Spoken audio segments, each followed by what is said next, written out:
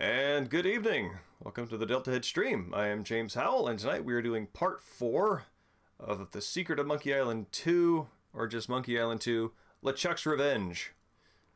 This is LeChuck's Revenge? Yes, Monkey Island 2, LeChuck's Revenge. So yeah, last time I was scratching my head because Monkey Island 2's puzzle design actually incorporates locations where you have been that are spaced far enough apart that in the original, the older locations would just be shuttered off from you and you wouldn't have any interaction with it. Excuse me. And in the second one, all the locations that you go to, all the people that you speak with are just sort of part of your cumulative sort of snowballing up your toolkit of things and people to talk to for possible solutions. Evening, Mexican Sting. It's good to see you. It's going to be a good time rolling out further in this one. But yeah, so as far as the puzzle design in this one goes, it is more complex and with more potential solutions. And I'm not 100% sure how I feel about that. I actually really like Monkey Island 1's puzzle design of things that are very things that are very solutions found near or near-ish the puzzle as it is presented to you. And I feel that what is strong about the puzzles in terms of feeling clever and aha about it is more being able to piece together the off-the-wall thought that solves this question of whatever the puzzle happens to be. Like, you know, you've got you have a cable crossing a river, so of course you need a rubber chicken with a pulley in the middle. You know, that's fun. And sort of like drawing that connection, that makes me feel clever. I enjoy the joke and it's fun. And I feel the pleasure of the games less comes from having to search through a large variety of options or having many different roads in front of me that I can possibly take. So, many other ways of looking at that and reacting to it, of course. So that's just kind of the way I'm approaching it. Excuse me. Allergy season is upon us, and everything from here up is just in outright revolt. So I'll be drinking some water this stream. For the pregame show, mostly I haven't watched any visual media. I've been watching SGDQ, which is one of my 2 favorite video game holidays of little festivals constantly going on in the background. SGDQ and AGDQ are, they feel like very pure-hearted things compared to some of the bigger conventions like E3 or, you know, GDC or anything like that, which are lovely and produce much great content in terms of, you know, seeing stuff that's going to be coming out, previews, stuff like that, and talks and sort of figuring out how developers think about games. But there is something that is celebratory on the player's end of a speed run that, and having all that happening all at the same time, that really seems to just take the joy of video games and lift it up. And I like that. I like that. I also like getting to see what people really enjoy in a very condensed way about genres that I don't usually play. So, and tonight, or early morning, there's a Dante Must Die difficulty speedrun of Devil May Cry 1, which I'm very excited to see! And there's also 3 Metal Gear games on docket this year, and it ends with 2 speedruns of Elden Ring, so I'm having a great time this GDQ. Other than that, I've been reading. This is a stellar book. This was one of the books that I picked up thinking, you know what? I don't think I would normally read this on my own, so I'm going to pick it up. It was recommended by the staff of a bookstore called The Book of Form and Emptiness. I don't read enough contemporary novels, I feel, and so this fits that bill. And this is an exquisite book. It is a book, man, what's it about? It's about a kid who can hear tones that communicate, not speech exactly, but communicating tones from physical objects around him, and how that impacts his life, how it's sort of like him processing the grief of his father's passing. And the thing that speaks to me the most about this, the sort of the big emotional heart punch in this, is he goes to the public library as a place where the objects are quiet, because objects sort of take on properties of how, you know, whatever function or purpose they're intended to have in the human world. And so being in a library surrounded by books, these are objects intended for thought, intended for reflection, and even the pleasure that they intend to sort of impart are sort of internal and self-cultivating, and yeah, so it's great to see. It's great to see the space of a library celebrated in this way, because even though, you know, I myself, when I wanted to, you know, retreat from social existence as a kid, moving around into different states and things like that, and not always having my bearings wherever I've just landed, going to a library was always a great place to go, because I knew. You just know the place. A library is sort of this place that almost exists outside of space and time. Every library has that spirit to it. So it's awesome seeing that space sort of encountered from this particular perspective, which is what I think great imaginative writing does. It takes us back to the familiar and shows it to us in a way that is different than we ourselves might experience it, as I assume the majority of library patrons do not hear objects, yeah, and then returns us to it in a way that makes it feel more special. Other than that, continuing the purgatory dive, and going whole hog back into Dante's Commedia, and Inferno is pretty well traveled territory, both from it's probably the most accessible, because it's the biggest, it's got the biggest fireworks and some of the most imaginative visuals. Yeah, thank you. Yeah, it's, I believe that the familiar is where the special points us. And actually, that's actually one of the things that is very interesting. This is Purgatorio, Dante's Purgatorio. And one of the things that is fascinating about this, you know, it's sort of known, actually speaking of Devil May Cry, Dante and Virgil, the things that are neat about Virgil as Dante's guide is that once Dante gets to paradise, gets to heaven, Virgil pieces out and Beatrice takes over, and the sort of running idea there is that, you know, the divine speaks to Dante through his favorite poet and his favorite girlfriend. You know, that the transcendent meets us where we are. And so for Dante's favorite poet to be his sort of intermediary, and then, you know, the girl he loved best to then take over, I think speaks to the value of kind of like how he sees the value of life in this world. And that's what Purgatorio really hits up. It's really cool, that little volume. And so kind of going through that and going into my own, you know, deep dive that I usually do on topics, of course, now I have this. Visions of Heaven and Hell before Dante, because Dante was Dante basically firmed that up in terms of what we think heaven and hell look like. And Purgatory is a latecomer to that scheme, and it's very interesting, because the thing that's interesting about sort of like afterlife divisions is that it really is a reflection of sort of like this life sense of justice. And Purgatory is a particularly interesting way, because there's this sort of like hesitation on behalf of people to kind of like look at that sort of like really harsh good or bad binary and go, well, you know, maybe there used to be a little wiggle room there. And so this is sort of like, it's really interesting looking at how that's explored in the literature leading up to Dante. Oh yeah, wasn't Bill and Ted 2? Bill and Ted's Bogus Journey, I have the comic book of that, and it's very interesting. I'll dig that out and share that next time.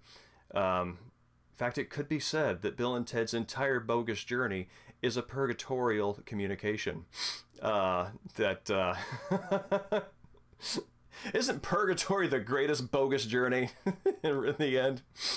But there's also in vision literature, medieval vision literature, it's really interesting because anybody who's had a dream and then written it down knows that there's like 3 parts to it. There's having the dream, then there's having to turn it into the parts that you remember, the parts that you're going to write down, which is sort of a refinement and a whittling down of the dream, and then there's anything that you choose to communicate about it. If you're a good storyteller, you're going to rearrange some of the details so it's a little more interesting than just relaying a whole bunch of sense impressions that your brain happens to have thrown out at you during the night.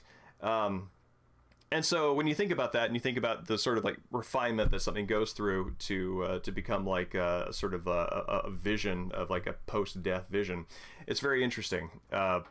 And one of the more remarkable details of the vision of Perseus, which is what my research directed me to, is like he's being shown the veil of fire, which separates heaven and hell. And the fire, it's like fire actually doesn't show up a whole lot in Dante's Inferno as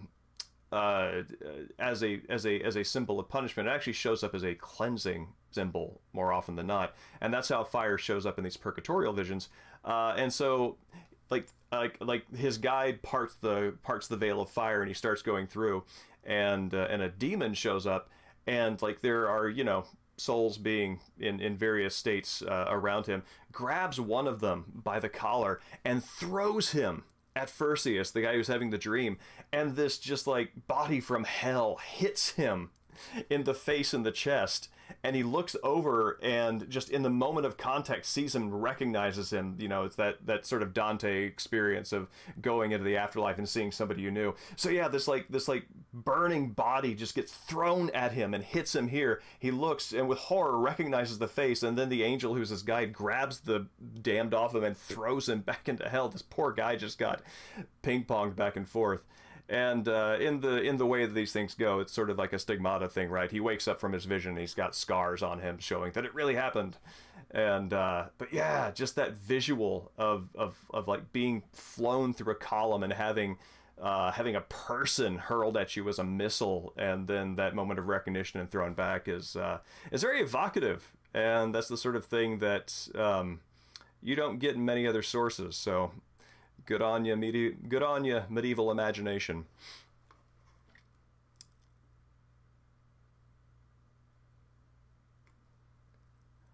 Oh yeah, no, it's very funny seeing the illustration of young Keanu Reeves. Actually, you know what? Hold on a second. Hold on one second. I think that might literally be right over here. One second. Oh.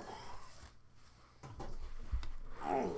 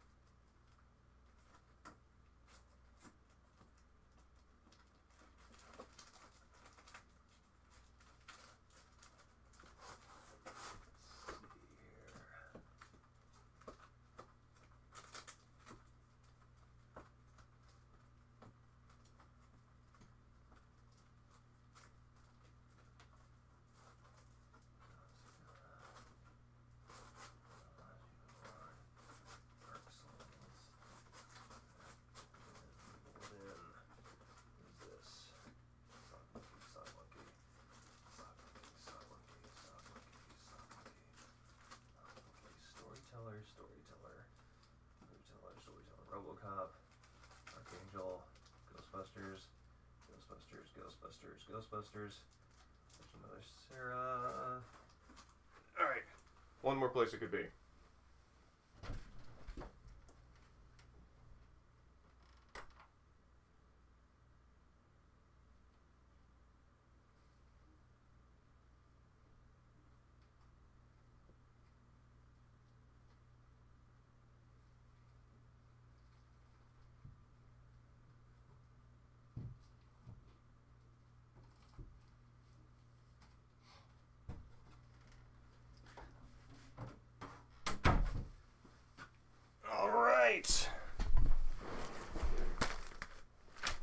Got it. A most excellent movie adaptation. Bill and Ted's Bogus Journey. Oh, there we go. Oh, man.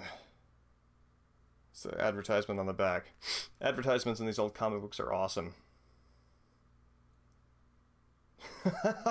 I think this... Okay, so this is a series of them. I only have the first one. It looks like it ends at... it ends around the time they beat Death at his own game. Which in this case, I think was Twister.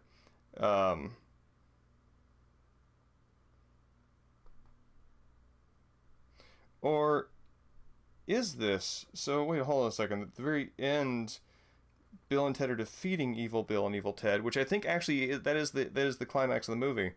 So let's see. Yeah, here we go. See, take a look at this. Oh, there they are, playing Battleship with Death.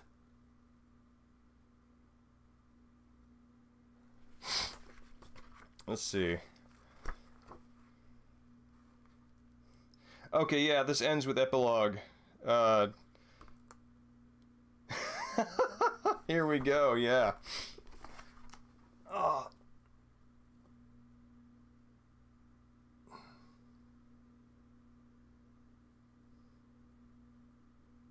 Wild Stallions. Station. Remind me, is Station the little gremlin? Sort of critter kind of thing? Evening, Dan. It's good to see you.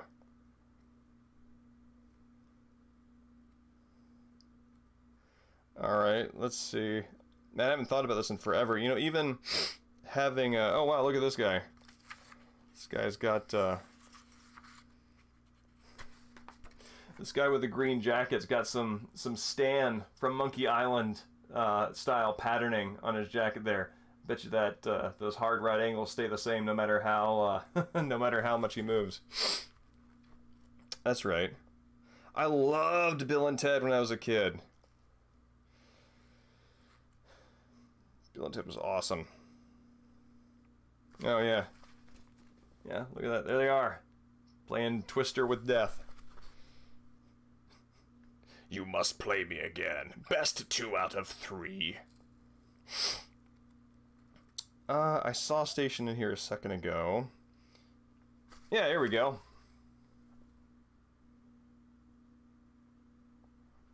Here, actually, let's get a better view of that here. Yeah, there we are.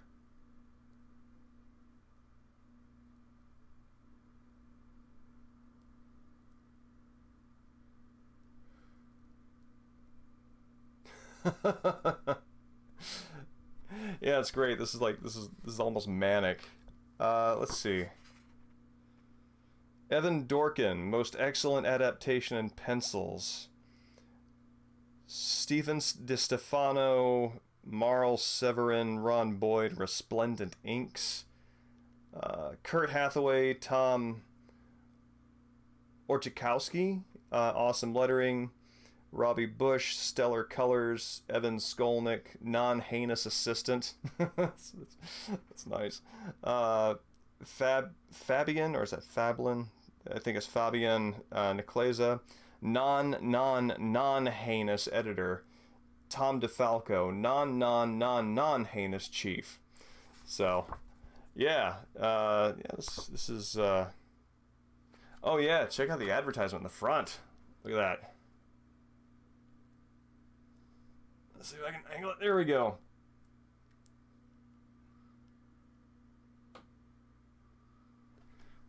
Yeah, these guys are rad.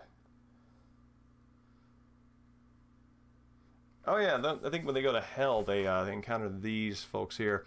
Anyway, there's that some sort of evil rabbit, evil grandma, and a yeah, wasn't Ted constantly being threatened, or Bill was constantly being threatened being sent to like military school? I seem to remember. There we go. So yeah, man, what a journey that is, huh? That's right. We will we'll take you places. Yeah, that's interesting. Approved by the Comics Code Authority. Oh, dude! Alright, one last thing. One last thing. We are gonna see Rufus. Do we get Rufus in this? Do we get Rufus in the second one? I feel sure we get Rufus in the second one.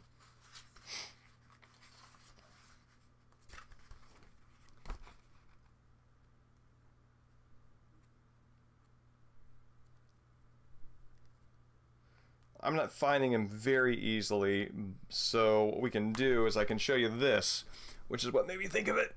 There you go. There he is. There's our guy. There's Rufus. Oh.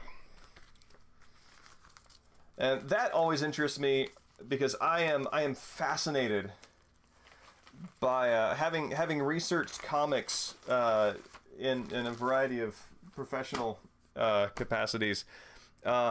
I am always fascinated when there is a character like in the Terminator comics, right, or the Ghostbusters, when there is a character whose likeness is very attached to a specific actor because that actor is that character, like Dan Aykroyd with Ray, for example, that they can't legally replicate that actor's likeness, but they have to evoke it somehow because otherwise it's not the character.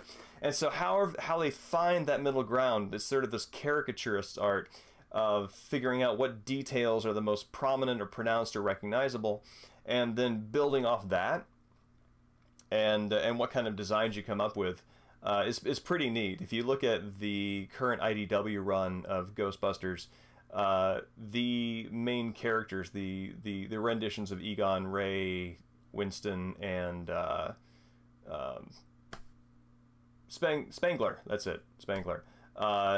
It's interesting because you look at them and you can see the actors that they're based on, but they're definitely not them. So yeah. Anyway, yeah, it's a walk through libraries, Heaven, Hell, Purgatory, and Bill and Ted's Excellent Adventure. And now at 22 minutes, we're ready to get to the adventures of Monkey Island, and I think we're going to encounter a guy now who is well, he's walking that line between death and undeath himself, isn't he? Oh, also, excellent news for me. I finally found my headphones. I no longer have to use these like white ear muffed flaky things that like I've had in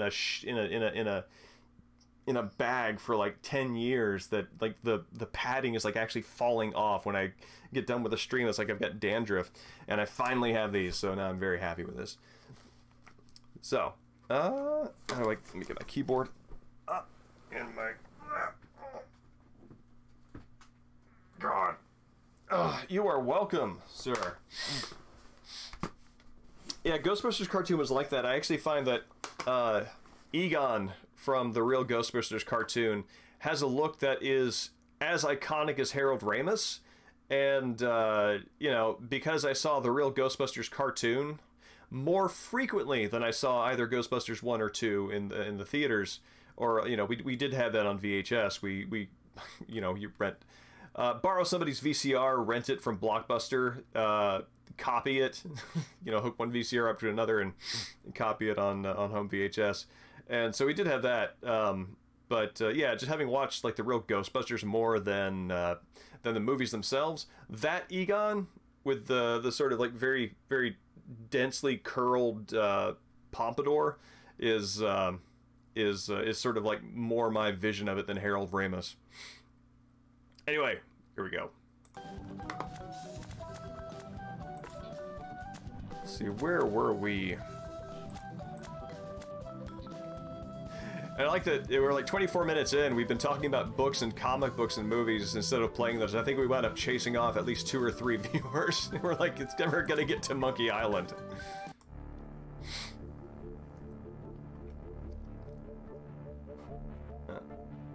This is a little loud in my ears, so I'm gonna drop that volume.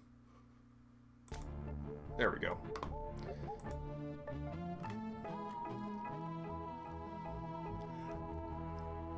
Oh, interesting.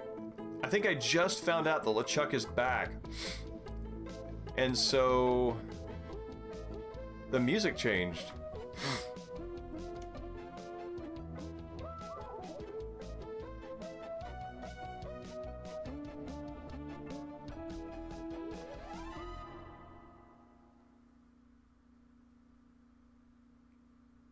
Hello?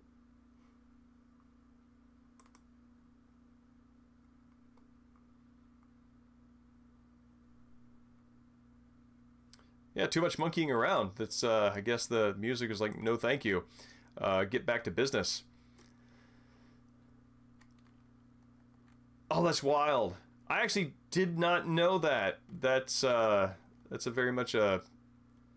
I don't know. I used this metaphor with a couple of folks over the weekend lately, and I was told this is not a real thing. This is not a thing that people say, but I feel sure it is, that the foot grows to match the shoe, where you've got a use case that is unique to the problem, and so the problem changes to fit the use case. And my phrase for that is the foot grows to fit the shoe, and this was baffling to the people involved because that literally cannot happen. And I always thought that that's what made it catchy. So have you ever heard that before, or did I make that up?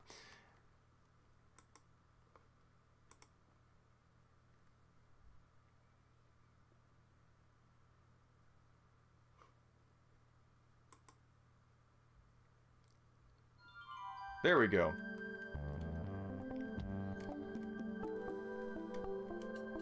Let's see. Still missing 3 of the map pieces, a big whoop. Found the different islands. Alright, I need a cottage on Fat Island. Okay. I mean, I might well have made it up. This is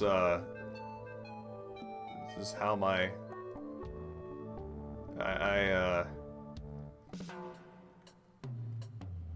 So some people have the good fortune of getting stock phrases wrong, like instead of nip it in the bud, saying like nip it in the butt or something like that.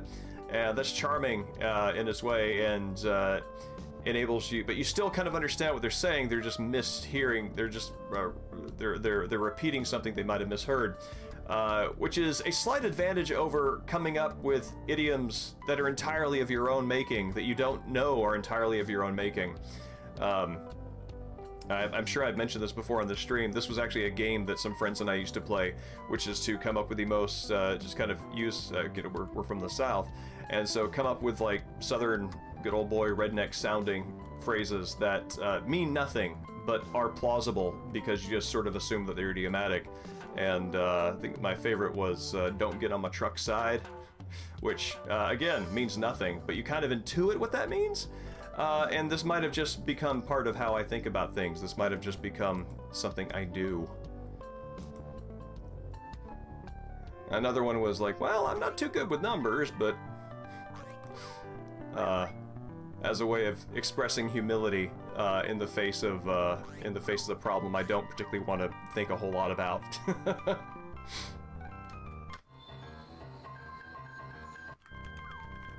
Yeah. Well, I mean, it's also funny because this is something that, like, how to put this? Being tactically misunderstandable is how I'm gonna phrase it. Is kind of a fun way to be if you're in the mood for it, and the consequences aren't gonna rain down on you too heavily. Alright, I got a picture of a big gulpy fish. Bum shot.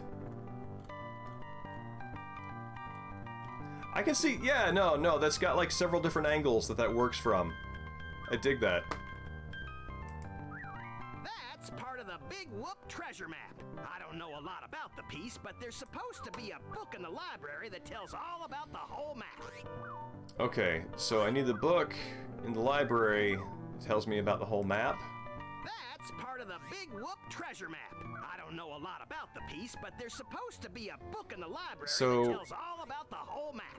Okay, I need the ship with the figurehead. Please tell me about the ship with the figurehead again. The ship was a huge galleon named the Mad Monkey. Nobody knows where it sank or why, but the figurehead is supposed to be the most fabulous piece of art ever.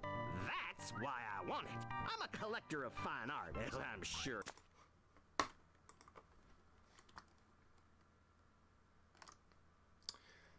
And are we back? I'm not sure what happened. Yeah, it seems that the stream interrupted there. Oh, that doesn't give me any useful information. Let's see. Okay, nifty. Yeah, I don't know what's up. Has the stream been choppy or stuttery in the meanwhile? You can see. Weird. Okay. Well, sorry about that. Signal seems strong on the console here. I don't know. Yeah, let's just hope for the best. Please tell me about the ship with the figurehead again. The ship was a huge galleon named the Mad Monkey. Nobody knows where it sank or why, but the figurehead is supposed to be the most fabulous piece of art ever. That's why I want it. I'm a collector of fine art, as I'm sure you can see. I imagine that if I find this figurehead, is going to be something super chintzy. I have to go now.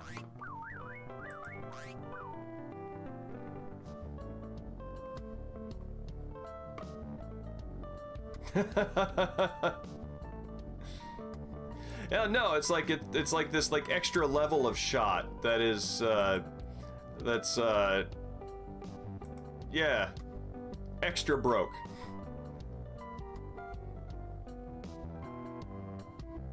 Alright, I need a little more direction here. Okay, yes, I know that. Booty Island, alright.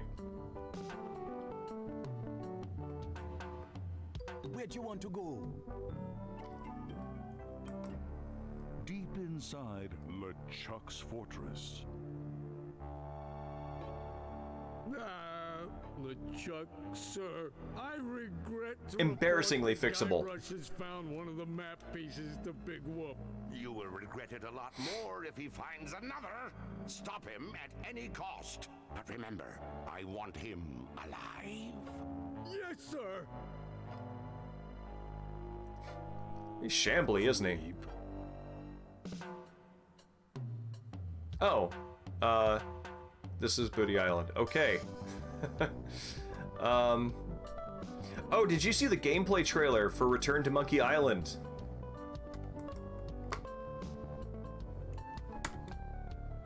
Okay, thank you. Win the spitting competition. Check it out. 3-hour tours.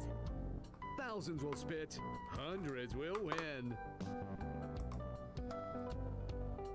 This may be your last chance at popularity and success. I know you want to volunteer. Oh, me!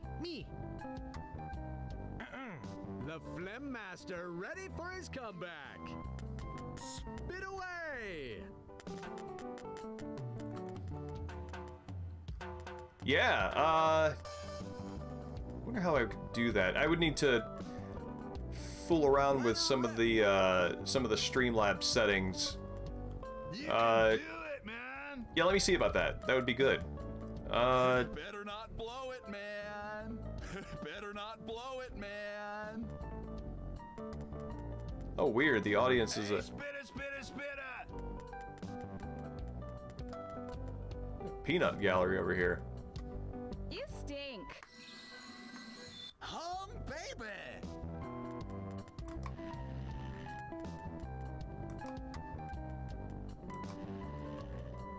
Right on. What are you waiting for? I don't think he's got the lips for it. What's this? A surprise turnaround in performance? Looks like third place. All right. I think that deserves a little applause. Too bad there are only prizes for first place. Better luck next time. Garbage accomplishment. Now, how about the rest of you? Just put your two lips together and blow. Oh, me! The Phlegm Master ready for his comeback. I kind of feel like the latter is what I would expect. That just kind of seems to be the way that a lot of game releases go these days. There seems to be a very small gap. I don't think he's got the lips for it. I don't think he's got the lips for it. I don't think he's got the lips for it. Come on, what are you? Afraid? Come on, what are you? Afraid? Yeah, so Come on, what are you? Afraid? Come on, what are you, afraid? come on, guys. Shouldn't he be disqualified by now? You can do it. Come on! Come on. All right, so this gives us volume and volubility. I don't know. Oh, he's slipping, folks. That doesn't quite qualify. Huh. Now, how about the rest of you? Turn a disgusting habit into a prestige-winning skill. I feel like it too. What was that? Did I hear somebody swallow? Oh, gross. What a waste. Hold on, let me Oh, me. do this and get out of Chatterbox Central here. The Phlegm Master ready for his comeback. Spit away.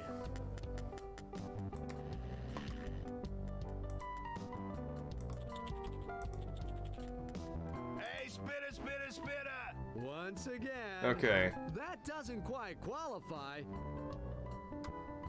Now, how about the rest of you? Even a child can do it. The Phlegm Master ready for his comeback. I gotta say, if I were judge of this contest, that is not where I would stand. All right, so let's get. Hey, spitter, spitter, spitter! Right on. Let's go. All right. Now. Well, no records here. Oh, come on, That man. doesn't quite qualify.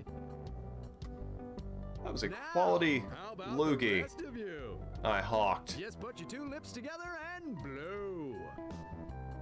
Prove to me that you guys are at least as fun as a pack of llamas. Even a child can do it. Ah, the whole world loves a spitting contest. No volunteers. If Blackbeard were here, Look at he'd the shoot flag. you all right now. First place. First place. Come on, don't be shy. Let it fly. Second place. Second place. Don't let this grass wither up and die. Third place. Third place. Come on. It's all paid for by Booty Island Parks and Rec. Weird. I hear there's some scouts here. This from area the seems pro to spitting just like circuit. repeat audio. Don't let this grass wither up and die. First place. Turn a disgusting habit into a prestige-winning skill. Like, is this It's a great day for spitting. do you randomly come across this, or is this like a puzzle that you solve? Spit away. Like, nobody's participating. They're just waiting for their champion. Right on. Let her rip! You stink. Come on!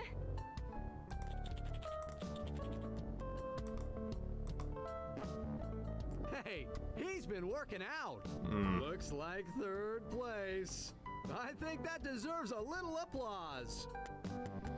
Yeah, Mexican Sing, do you remember how this about works? The rest of you. 2, 4, 6, 8. Come on, let's expectorate. Prove to me that you guys are at least as fun as a It's a pack of puzzle? llamas. Okay. Don't be shy, let it fly. Wait a minute. I bet I know a solution to this. See the world. I think there's a library book about this, isn't there? And that probably has got something in it. Glass bottom boat. What a piece of junk. What a piece of junk. Where'd you want to go?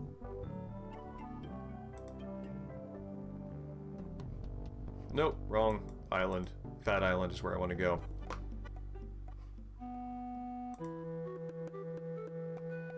Where'd you want to go?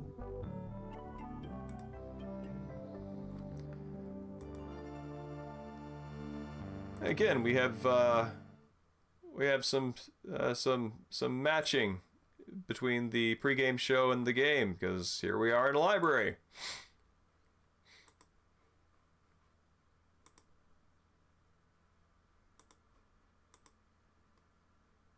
Surgery, subtraction, subheadings, stupidity. Oh, well, spitting doesn't see.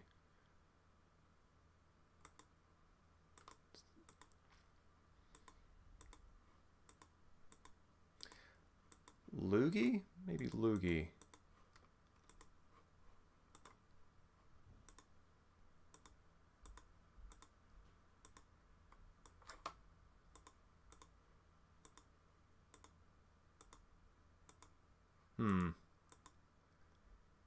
Nope.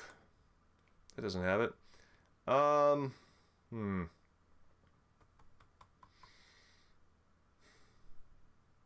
No, snot, spitting, loogie, hawking. Let's see.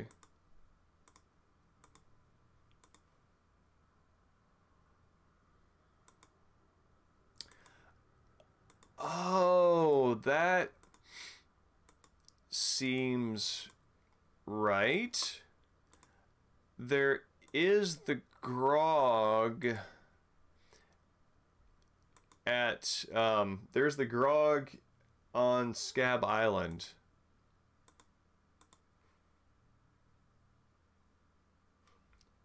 Hal Barwood on Monkey 2. A critical review. Hal Barwood on Monkey 2. I'll have to remember that. All right, let's wonder what I get for that. Pardon me, miss. What do you want this time? I'm looking for a book. What book are you looking for? Do you have Hal Barwood on Monkey 2?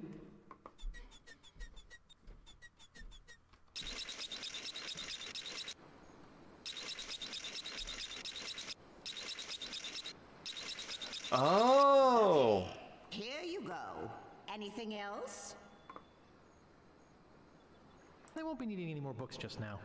Remember, silence is golden. All right. Now. Hal Barwood on Monkey 2. Less is more, guys. You can't polish a turd. Hal Barwood on Monkey 2. Less is more, guys. You can't polish a turd. I wonder if that's a reference to somebody actual that they know, or what. All right, well, that gives me Thank you. very short read. Less is more indeed. Huh.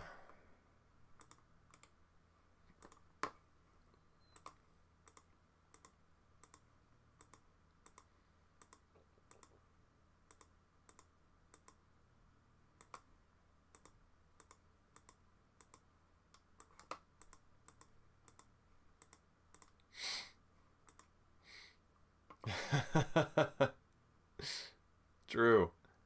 Let's see, is grog? There's an entry for grog.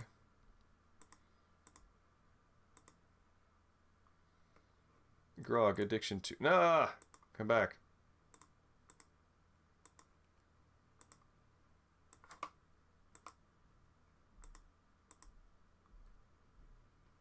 Grogaholic. I am Blackbeard's liver.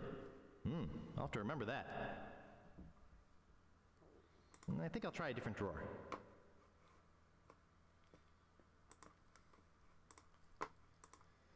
Evening, Taco. It's good to see you. Pardon me, miss. What do you want this time? I'm looking for a book. What book are you looking for? I don't think I personally have ever met a librarian irritated at a patron actually looking for a book. I think they're just so happy that you're not there to use the internet. I'd like I am Blackbeard's liver.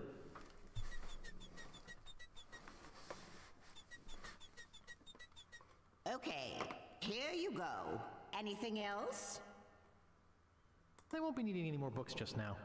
Don't slam the door on your way out. I have a book that's overdue at the library. By 4 days. I wanted to renew it, but somebody else has it on hold, so I can't. So I'm just stuck. I am Blackbeard's liver. Just say no to grog.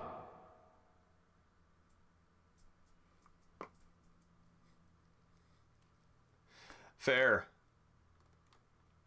Evening, Sharble. It's good to meet you. How are you? Thank you.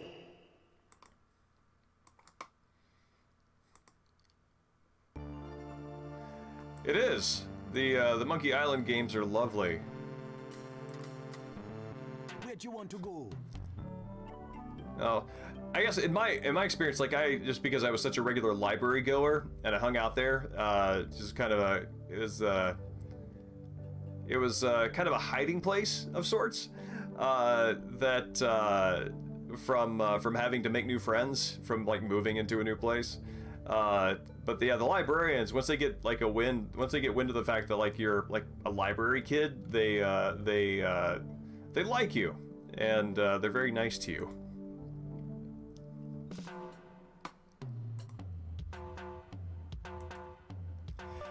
Check it out.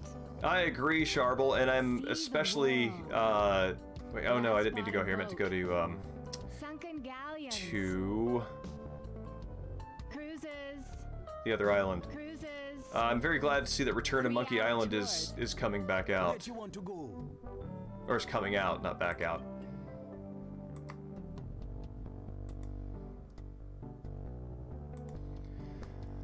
Like, one of my favorite things from these games is really the music. It's a very particular sound. There's a monkey playing on the piano. You're supposed to be cooking. I had to go to the bathroom. Don't worry, I washed my hands. Nice try, but not good enough. You're fired. He's cute. Excuse me. Yeah, boy? Grog, please. I'll need to see some ID for that. Will you accept a temporary library card? Let me see it. Freelance? Is that anything like a sanitary engineer?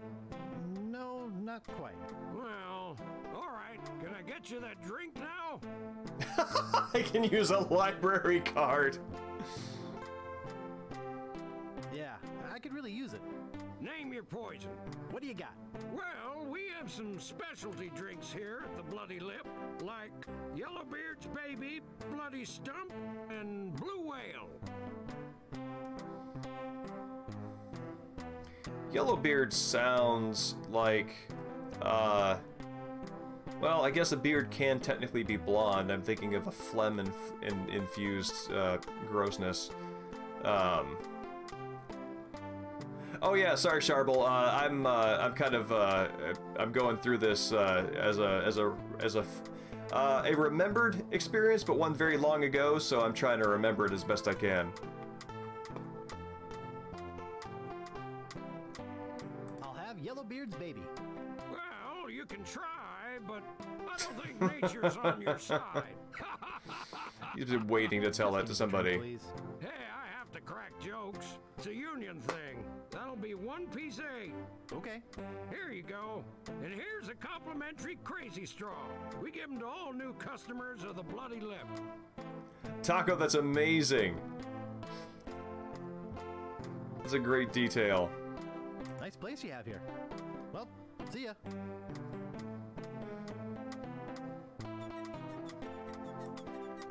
It's a yellow drink in a broken glass. All right. Ugh. It's an acquired taste. Ugh. It's an acquired taste.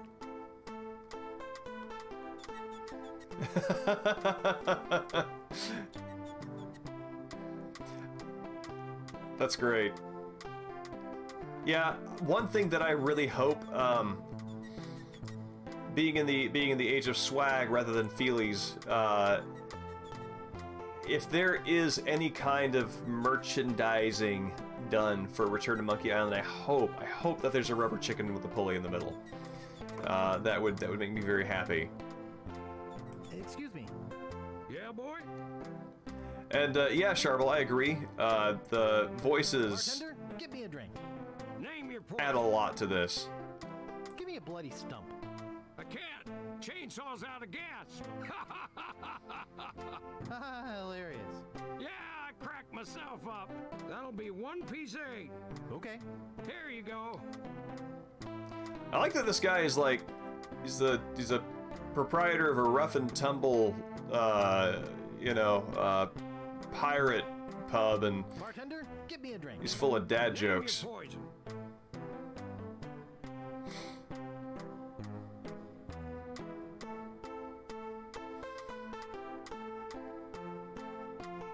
The bar's name of the cups? Mix me up a blue. Oh! Sorry, blender's not big enough.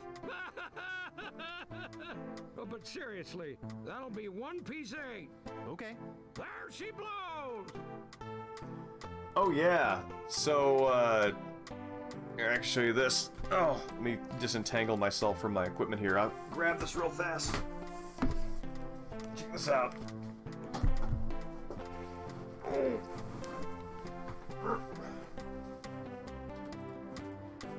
So, this is the banjo case here. Let me get the camera up so I can see what I'm actually looking at here. So yeah, so here's my banjo case. Stickers, you gotta have stickers. And this is, this is one of them.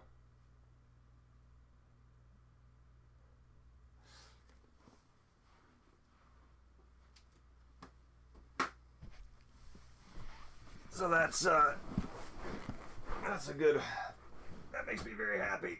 I feel like the important thing about decorating your instrument's case is you wanna kind of create a kind of energy, kind of drum up what you're trying to summon with your music, and I feel that rubber chicken with the pulley middle expresses quite a bit.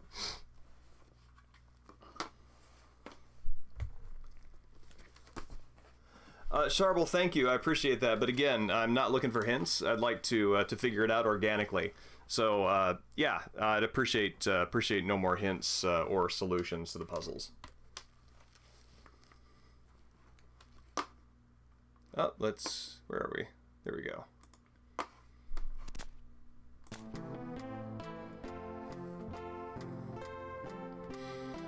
Is the chainsaw being out of gas a reference to the chainsaw in Maniac Mansion, which is the scum chainsaw that I remember the most?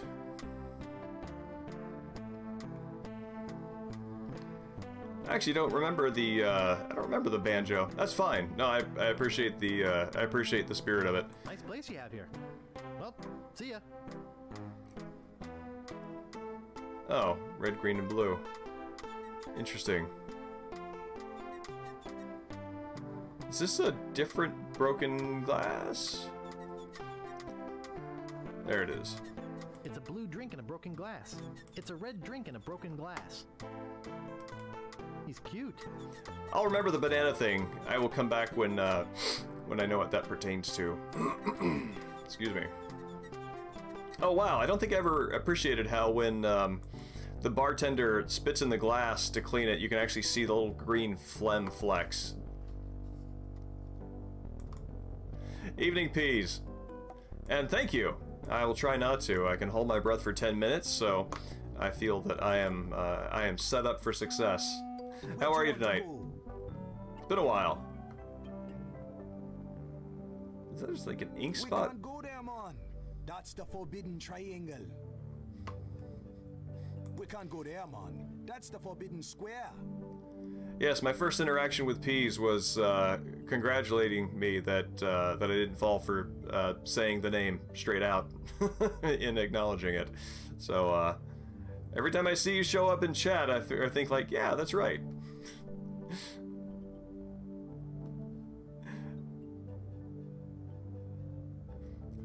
That's excellent. Congratulations.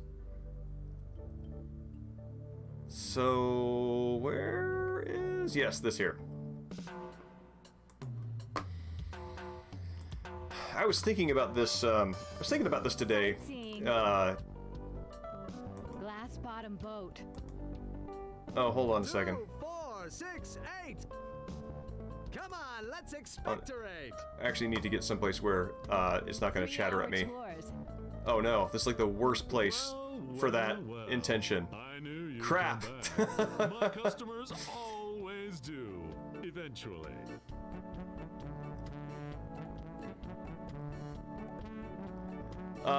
But no, yeah, okay, there we go. So yeah, so I was thinking about this.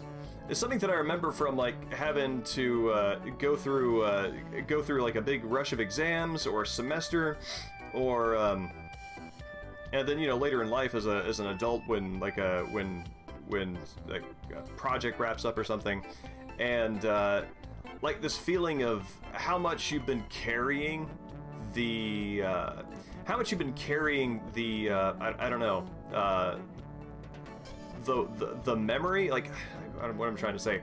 Basically, your body like stores the attention that you're paying to whatever this long-running thing is, and then as soon as it's done, like your body just lets that go, and it's like this almost hollow, collapsing feeling of exhaustion that doesn't even have to do with a great momentous final exertion. It's just once you've let it go, there's just like this whole big empty space inside of you that that has been held up by the stress of whatever that project is. I gotta go. See you later. Maybe sooner than you think. So I hope that Sightseeing. your long weekend gives you the rest that provides. Thousands will spit, hundreds will win. Are you pirates or not? Don't let this grass wither up and die. Yeah, Stan's great. Okay, now who's gonna be next? Just look at this juicy crowd. It's a blue drink in a broken glass. No volunteers. Oh, so that's why there's a crazy Here to straw. shoot you all right now. It's a crazy straw. This may be your last chance at popularity and success. It's a yellow drink in a broken glass. It's a blue drink in a broken glass. No. It's a great day for There we go. Here's some loogie material. This may be your last chance at popularity and success. Boy, this stuff makes my spit thick. There we I go. hear there's some scouts here from the pro spitting circuit. Ooh. The Phlegm Master ready for his comeback. Yeah, I think Stan going from used boat salesman to used coffin salesman just escalates him. In you know, you kind of get a sense of why pirates might be his main clients.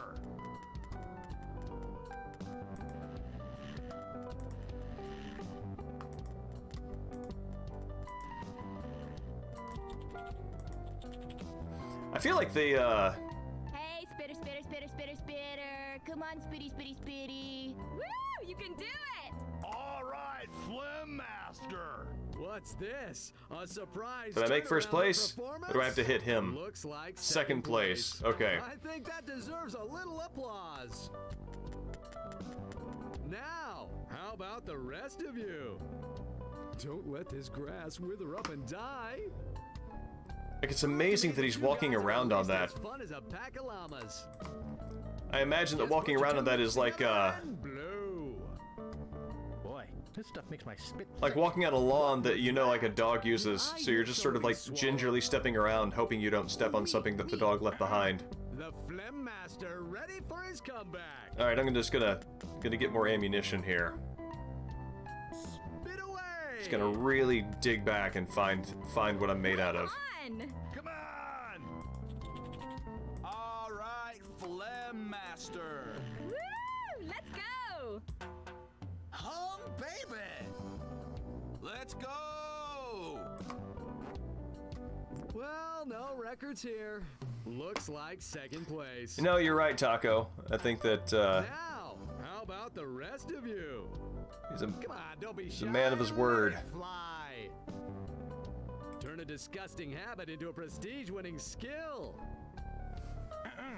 The Phlegm Master ready for his comeback. Spit away. All right. Come on!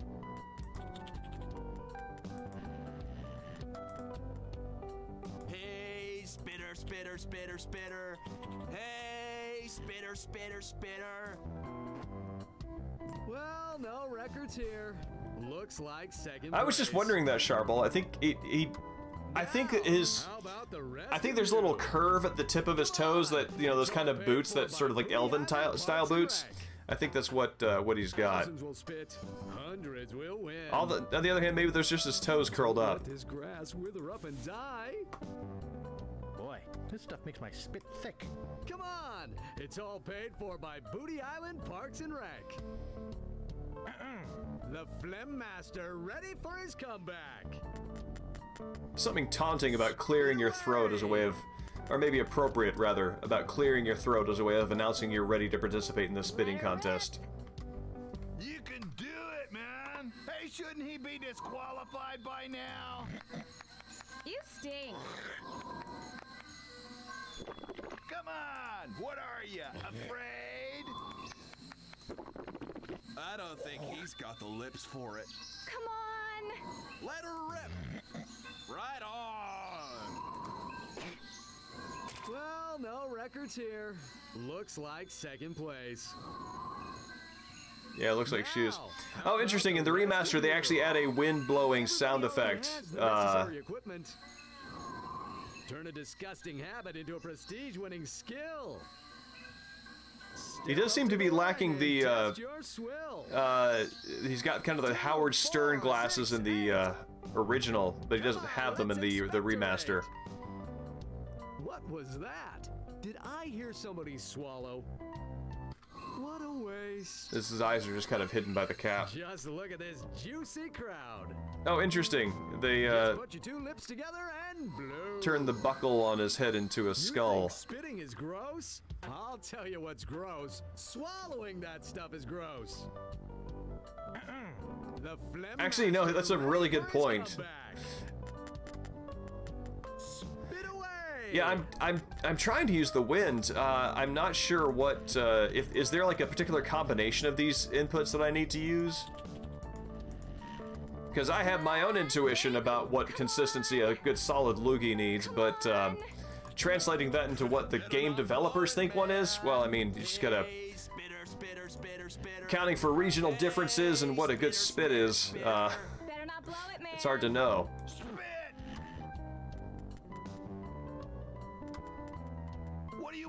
For? Oh, and I thought he was gonna go all the way. Looks like third place. Now, how about the rest of you? I know you want to volunteer. It's on the tip of your tongue. Boy, this stuff makes my spit thick. Prove to me that you guys are at least as fun as a pack of llamas.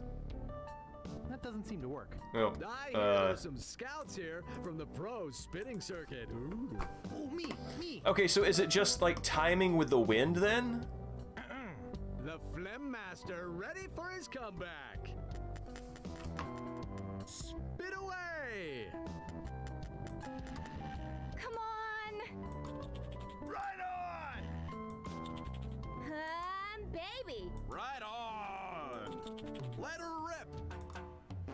Oh, well, I missed the win. Another puzzle step? Like third place. Now, how about the rest of you? Step up to the line and test your swill. I know you want to volunteer. It's on the tip of your tongue. What was that? If you can Did shift I hear somebody the swallow? flag closer. What a waste. Oh. Thousands will spit, hundreds will win. I know you want to volunteer. Cheat? With everyone watching? You think spitting is gross? Okay. I'll tell you what's gross. So I have to distract Swallowing them. that stuff is gross. And then Step up to the line and test your swill. move the flags. It's a great day for spitting. Do I need to fire the cannon? This may be your last chance at popularity and success. Sunken galleons. Cruises. 3-hour tours. Well, I hit H for the hint, and it said that you need to distract people and you can move the flags one step closer. And so then when you try to touch the flag, Guybrush says, cheat with everybody watching? So, yeah, I need to distract them. And then move the flags. Hey. So let me see if I can do this. We only set that off when the mailboat comes in. So he only sets it when the mailboat comes in. What does a mailboat look like? Oh, yes. Well, are you enjoying Mardi Gras? Yep, can't talk now. Having too much fun. You kids today. Always on the go, go, go. So... I do have a letter here, don't I?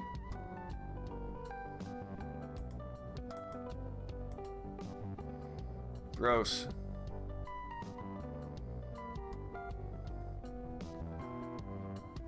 Is there a mailboat?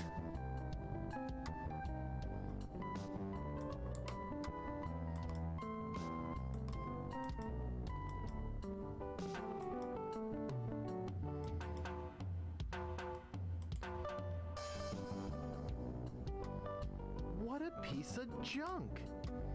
Where'd you want to go? Is there another boat around? Oh, Sharble, again, last warning, or I'm gonna put you in a slight timeout. I don't want hints, unless solicited, so I appreciate it, but I don't want the answers given to me directly from chat, so please, thank you.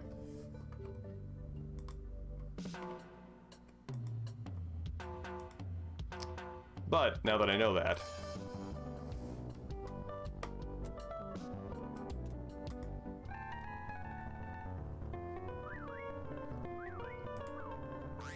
That's a real ship's horn, just like the ones used on modern ships.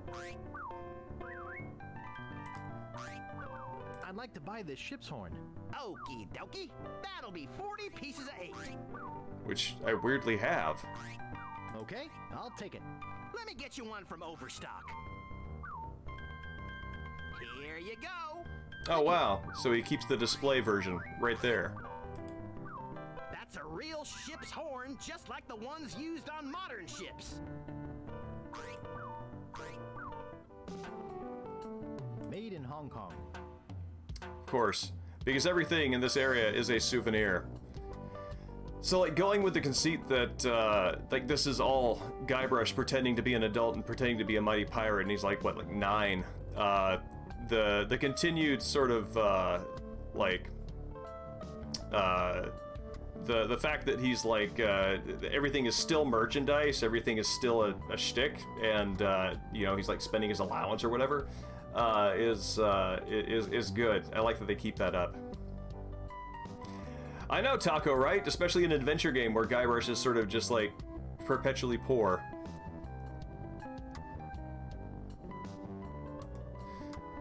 Thanks, TJ. I understand it's well-intentioned. It's just not wanted.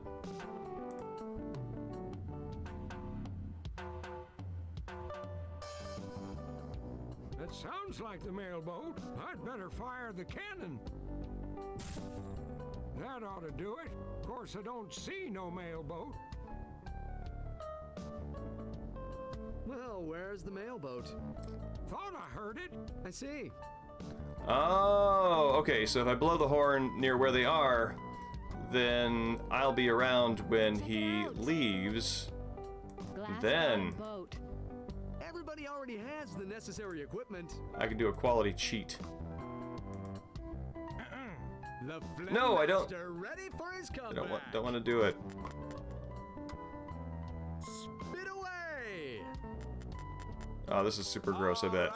Phlegm Master. Once again, looks like 3rd place. Now, how about the rest of you? Even a child can do it. Sam and Max is the one. They do very well. Oh no, I didn't want to leave. Help me. Sam and Max is the LucasArts series from this whole sort of this whole collection that I actually have not played very much of. Sunken galleons. valuable prizes. Just put your two lips together. Yes, TJ. Also, good evening. I have seen it, and I've watched it on repeat several times because I really dig how many references there are to so many very specific things in the games, including this. There's actually a visual representation of the spitting contest, and the music is good. It's a really good rendition of the theme, and it's great.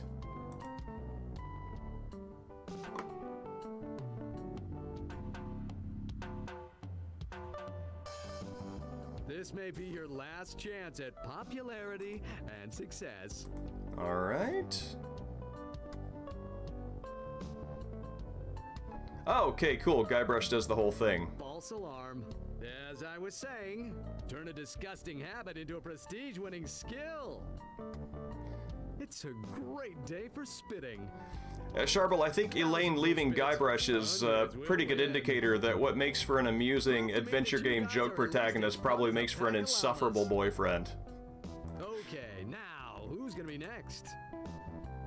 Turn a disgusting habit into a prestige-winning skill. The Phlegm Master ready for his comeback.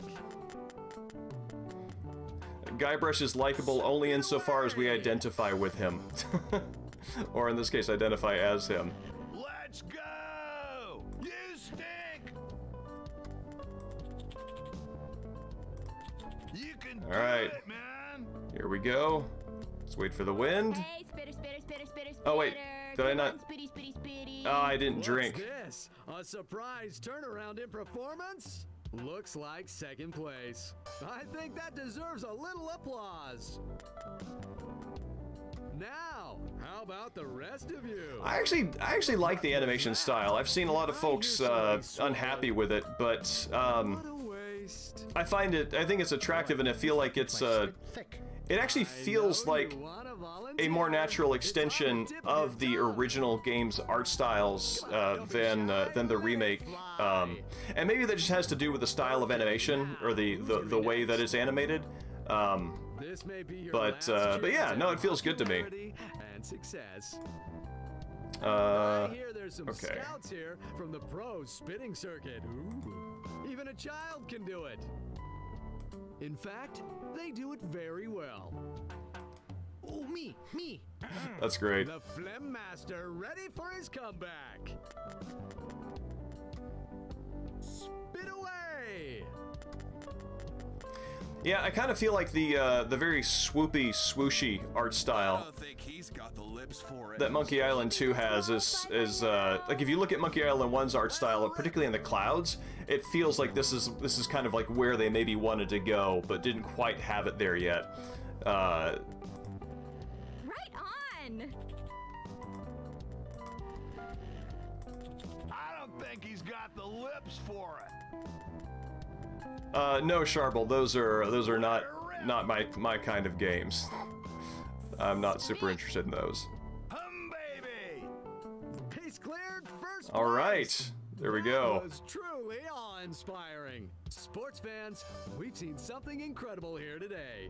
Let me congratulate you and give you this fine. Yes, Mexican Sting. You truly are the master of phlegm. Photoreal, Unreal 5, Havoc Physics, Ragdoll. There are plenty more prizes for the rest of you. So how about it, gang? Come all right. on. It's all paid for by Booty Island Parks and Rec. It's a plaque with an odd-looking gob of something on it. Valuable prizes. Okay, I want to leave and not hear him anymore. Already has the necessary equipment. Glass bottom boat. Sunken galleons. Sightseeing. Yeah, the atmospheric chatter has a different feel when it's just text versus actual audio. All right, so it's a plaque with an odd-looking gob of something on it. Can I open it? Well, it doesn't seem to open.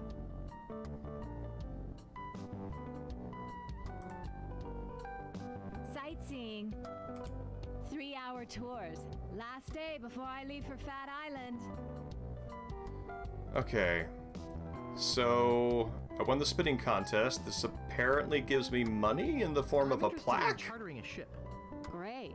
As I mentioned, my fee is 6,000 pieces of 8. Oh yeah, that's right. It's got like the pirates, all the notable pirates of history, and they see one who kind of looks like the Curse of Monkey Island style Guybrush Threepwood, and they're like, I don't know who that is. That was great. Don't you think 6,000 pieces of 8 is a bit high? No, I don't. I don't have that much. I guess you'd better find some more then, huh? Sea of Thieves. I never, I don't have an Xbox One, so I never got into that. But it looks like it's a great little sort of piratey sandbox. Glass bottom boat. Sightseeing. Last day before I leave for So- Fat Island. 3-hour tours. All right, that can stop now. Sell something in your inventory to collect money. Okay. Do you want to buy? I have to go now. How much will you give me for this plaque? I'm not interested. What do you mean? It's worth a mint. For a lump of pus on a shingle? That's not just any lump of pus. Oh yeah? What's so special about it?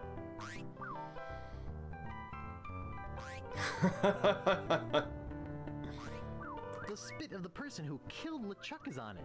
Really? That would make it very valuable. And I do like bronze anyway. I'll give you 6,000 pieces of 8 for it. Well, awfully specific. And, I mean, welcome price, but good. Yeah, I remember enjoying pirates. I was never very good at it. It required a little more strategy than Sunken galleons. I could really drum up when I was the age that it was current. But I really liked the atmosphere of it, that sense of high adventure and competing with other like nationalities and stuff on the high seas. That was a good vibe. I'm interested in chartering a ship. Great. As I mentioned, my fee is 6,000 pieces of 8. Okay, I'll pay you the 6,000 pieces of 8. You've chartered yourself a ship. Are you ready to leave now? Yeah, I'm hot to find the wreck of the Mad Monkey. Have you got a course planned or anything? I can show you where I want to go on this map that Captain Dread gave me. Oh.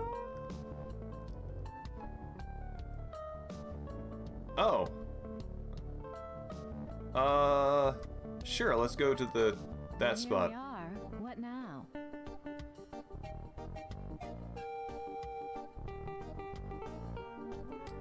Whose bath did the ship come from? I'll dive in and look for the sunken galleon. Are you sure you can swim? Hey, I can hold my breath for 10 minutes.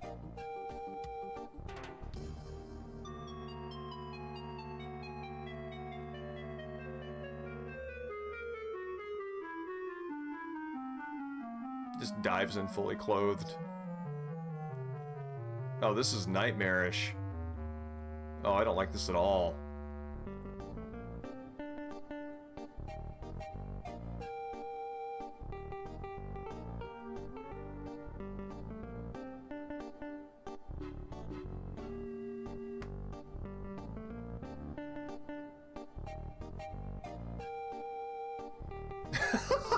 He just Wasn't anything down there. That's great. I don't know why you would say this, but sure. What did you do? Order this ship out of the back of a comic book? Very funny. Let's head back to Booty Island. Okay.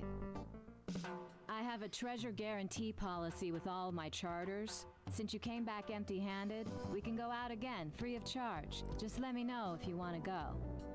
3-hour tour. Alright, I feel like there's a library book that has information on this. Where'd you want to go? We're gonna go to the library. Yeah, when on that note, Sharble, when I saw the Return to Monkey Island gameplay trailer, and he's just kind of sinks down to the very bottom, and it says Monkey Island 6-minute walk. My first thought was, oh, good, he can make it there with 4 minutes to spare. And so yeah, I dig it. So treasure, Big Whoop, Unclaimed Myth or Bonanza. Let's see. Big Whoop, Unclaimed Bonanza or Myth? I'll have to remember that. Oh, that's not right.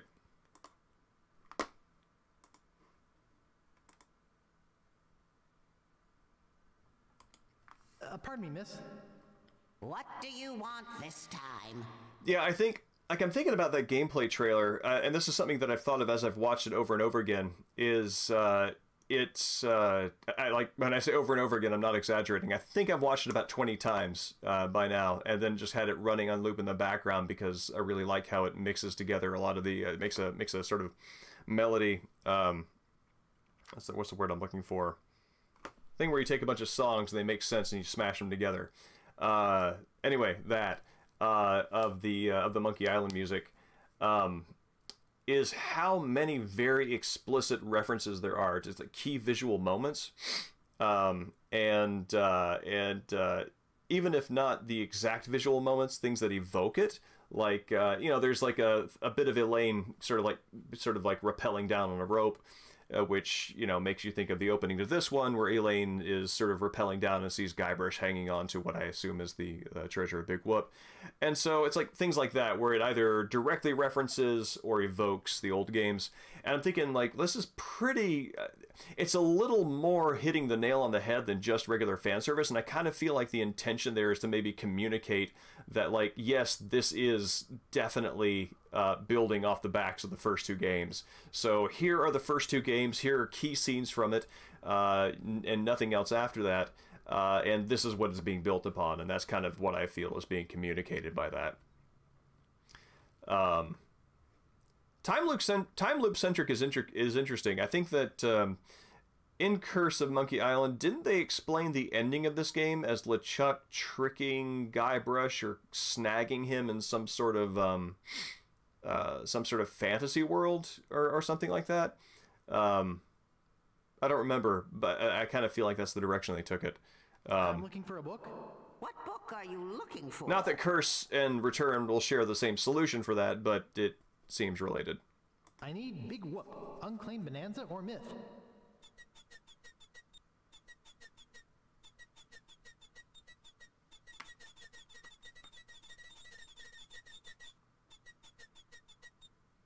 You've already checked that book out, Mr. Toothrot. Anything else? Oh, I already have it? I won't be needing any more books just now. Don't slam the door on your way out. Let's see. Cow tipping enthusiast. Big Whoop, Unclaimed Bonanza or Myth. It says here there were 4 pirates. Oh, no, I don't... Cook, okay. Young Lindy, the cabin boy, Mr. Rogers, the first mate, and Captain Marley. They buried their treasure along with plenty of booby traps on a place believed to be called Inky Island. They made a map which they divided... Not just a fake ID, but a fake ID library card. Later opened the Steam and Weenie Hut on Scab Island. It was a huge success, but fell into disrepair after Rapp was killed in a flash fire. Young Lindy drifted aimlessly, down on his luck until he mysteriously came into money while panhandling on Booby Island. I'll look under Mad Monkey. Bankroll an advertising firm which failed after its gross mishandling of the Gangrene and Honey account. Mr. Rogers retired off the coast of Fat Island.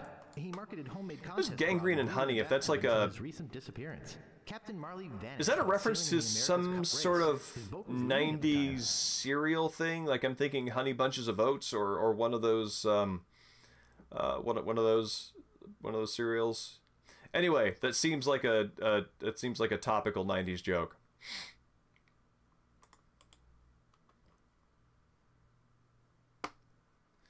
Okay, Mad Monkey.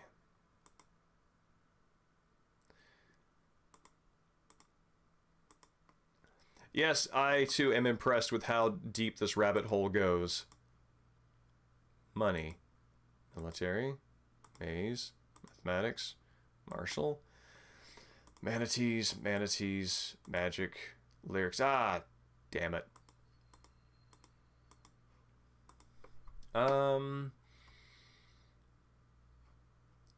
Diving? No.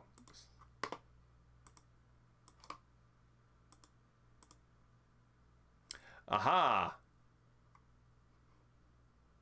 Great shipwrecks of our century. I'll have to remember that. Oh, there we go.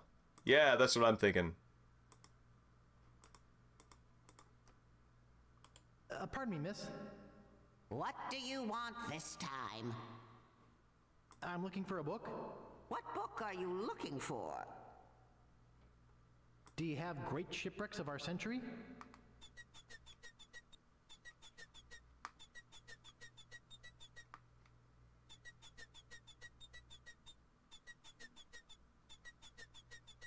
Okay, here you go.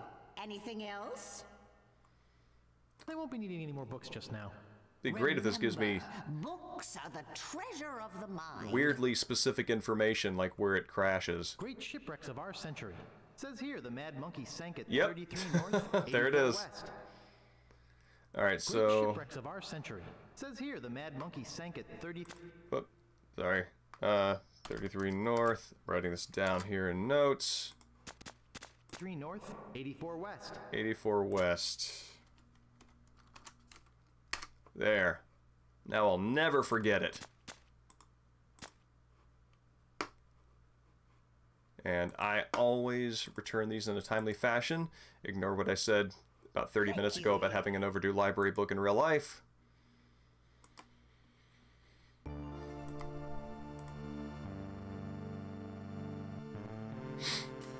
Where'd you want to go?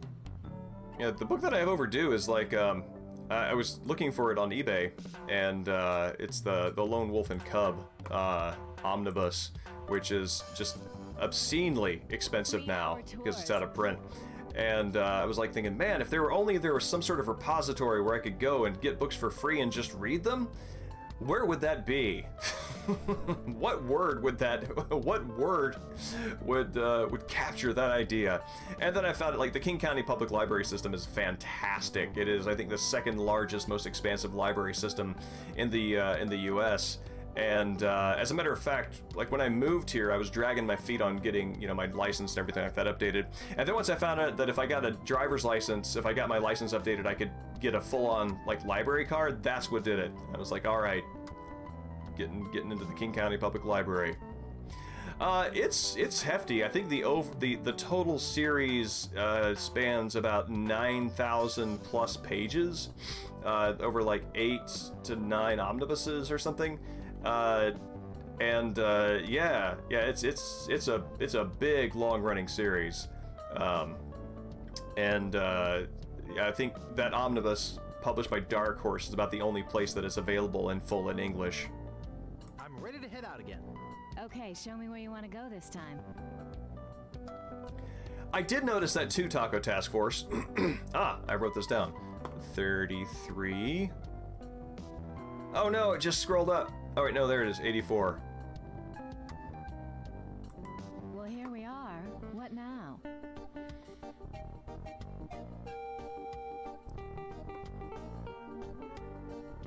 This music is kind of groovy, I like it.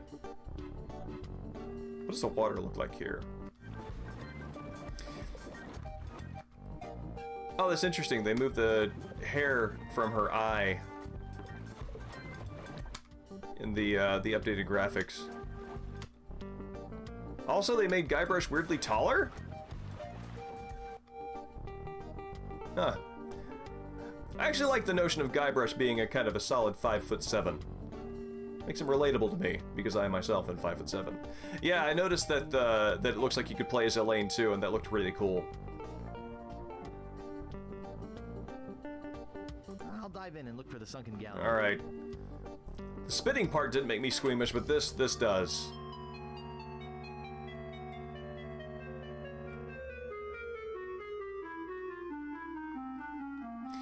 Yeah, he looks like a tall, skinny guy in the later games, and Which is interesting. That's sort of like tall, lanky. I think tall and lanky is maybe like a is that like a comedic body type?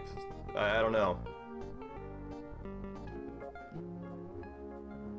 It's kind of like a Laurel from Laurel and Hardy type.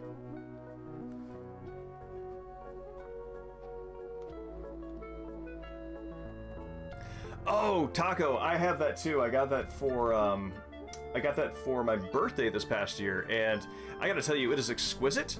It is a wonderful volume. I had all of the I had all of the Dark Horse published Akira translations back when it came out in, I think, 2002, 2003. And I eventually sold them as time went on, and I regretted that. Not as much as I regret having sold Domu, A Child's Dream, which was also by Otomo, and that is a wonderful little short series. And I sold that. I went back and I looked at my eBay records. I sold it for $3 damn, and it's like 600 or something ridiculous now. That makes me sad. I thought, you know what, this would be great to reacquire. I'd like to reread this, and I'm like, nope. Maybe I'll find a scan online. Yeah, Guybrush is fine. He can hold his breath for 10 minutes. It looks really heavy. Buster, you are underwater. There you go.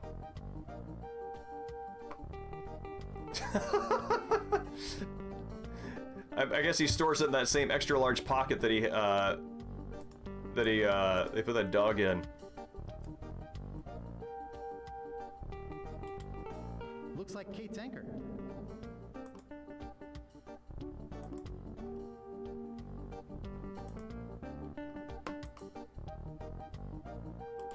Looks like Kate's anchor. All right. No, I used the dog to get the flyer. Oof. I got the monkey head. Well, let's head back to Booty Island. Well, congratulations on your find, Guybrush. Be sure and tell any friends you might have about capsized charters. See you around the turnpike.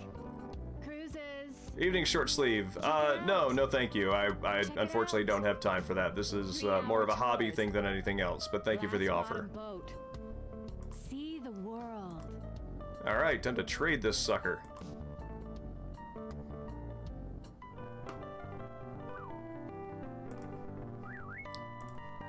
What a valuable antique.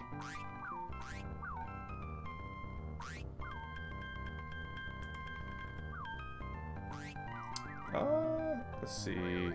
Give monkey head to antique dealer. But as a game dev myself, I wish you the best of luck. I didn't think anyone would ever get the Mad Monkey's figurehead. Can I get the map piece now? Sure, it's yours. Yeah, now I got 2 map sections. All right.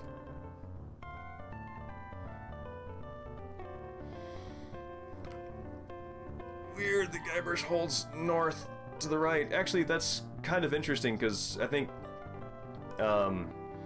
older maps used to have west pointing up. So that's interesting. Yeah, short sleeve, I'm interested. What is your game, and what I understand point and click adventure, but what's the story genre?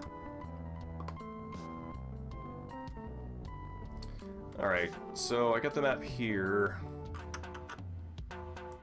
I have a telescope, reinforced ore, fishing pole. These are all part of the puzzle that I solved. I have a leaflet. We can get away at Hook Island. Oh yeah, I think I saw a trailer for that. Yes, I agree. When I saw the trailer, I thought very much the same. That's interesting. Yeah, that's cool. Thanks for dropping by. It looked like it has the same sort of kind of walk around, poke at the margins, see what falls out, and feel clever and charmed when you figure it out. So there's Parrot Chow, and I feel like I want to get this parrot because I've got something. The parrot loves its reflection, so if I can use the parrot Chow bag to confuse the parrot, then I could take the mirror? I don't know. This feels like I'm solving a puzzle I don't actually know exists yet. So, let's see here. And System, what do you got for me? Still missing 2 pieces of the mat. Yep.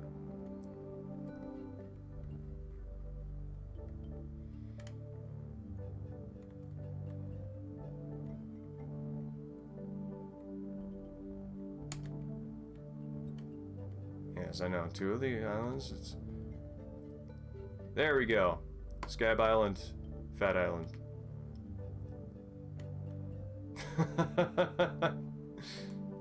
Once again. Oh, good cutscene. LeChuck's, Love me a shambling LeChuck. To report that we have finished building the new torture chamber you requested. Very good. Do you have anything else to report? No. Well, there is one other small little thing. I assume this has to do with Guybrush's capture? Well, sort of. You've allowed him to find the second map piece, haven't you? You fool! You ought to ready your ship and sail after him yourself. Find him, or die. Oh, I didn't get a good long look at that in the special edition. Oh, God.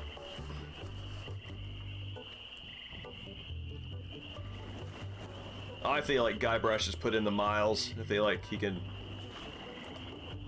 in the immortal words of Fry, he can do whatever he wants to be.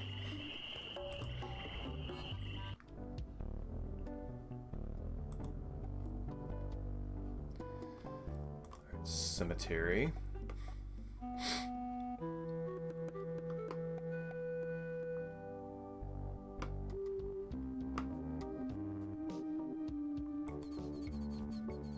I know, he sank his own ship. That's amazing.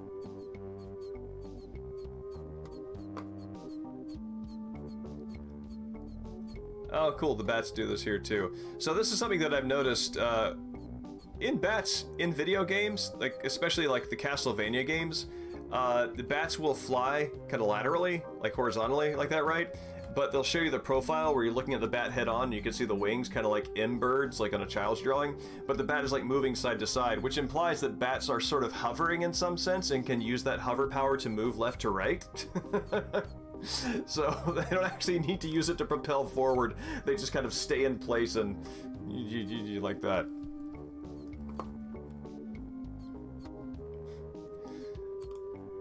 I don't know. I think wrecking his own boat testifies to the kind of inspiring leader that that Guybrush proved himself to be once his crew realized that they couldn't get paid.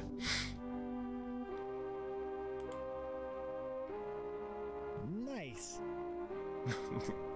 I know that's a stock response for Guybrush in this game, but it does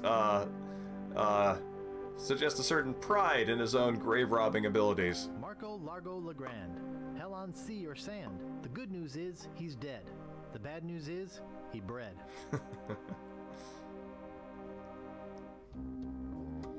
Okay. So there's a map piece here.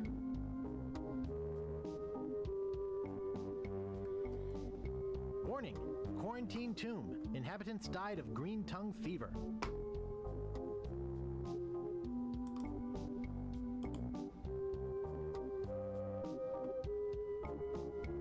The Grouts.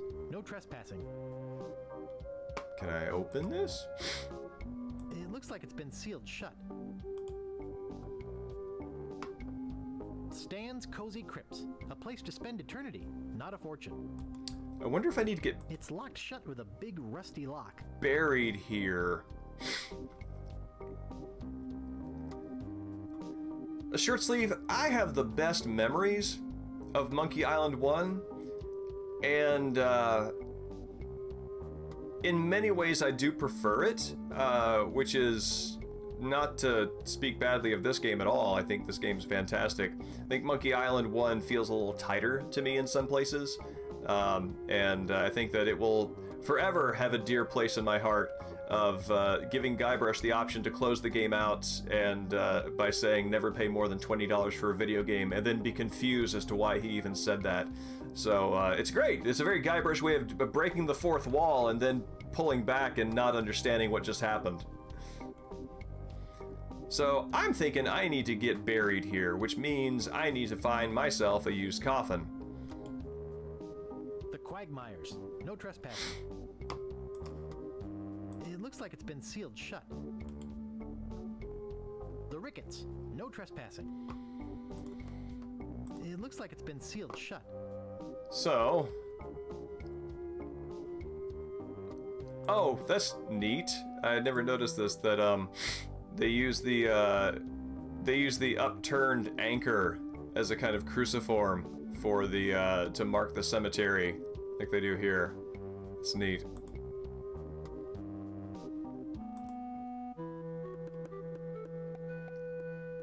How about you, Short Sleeve? If you made a point-and-click adventure game, I assume that you are pretty fluent in these. Oh man, so Taco, this might actually be more meaningful to you than many other people. So I went back and I played some of my old Glider 4.0 houses, and you can make little teleport panels that when your glider runs into it, it'll disappear and then pop out of the vent somewhere else in this sort of magic way. And I actually created a level where you had to race and get as far as you can, and the only way to win was to literally die on the finish line. And then be resurrected in another room. It was great. So just super counterintuitive, and yeah, I'm very proud of 11-year-old me. Okay, so he is here.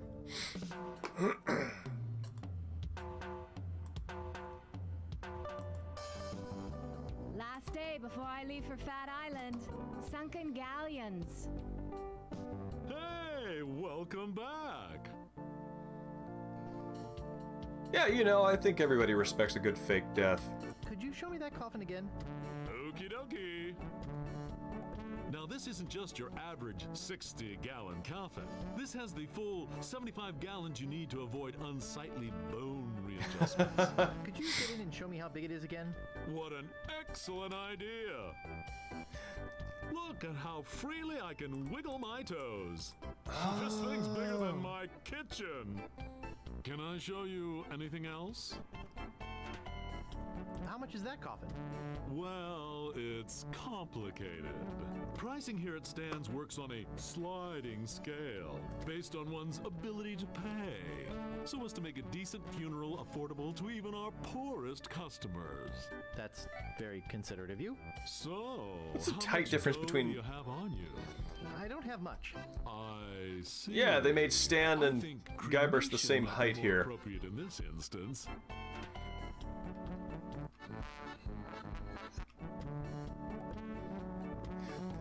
I do think so. I do think there's a little something lost by Guybrush and Stan being the same height. I think that Stan being just a little bit taller and sort of again, like Guybrush, like feeling kind of like a kid, kind of gives you I don't know. It gives a vibe that I think is lost. Oh, see, put the R backwards. That's an interesting interpretation of that.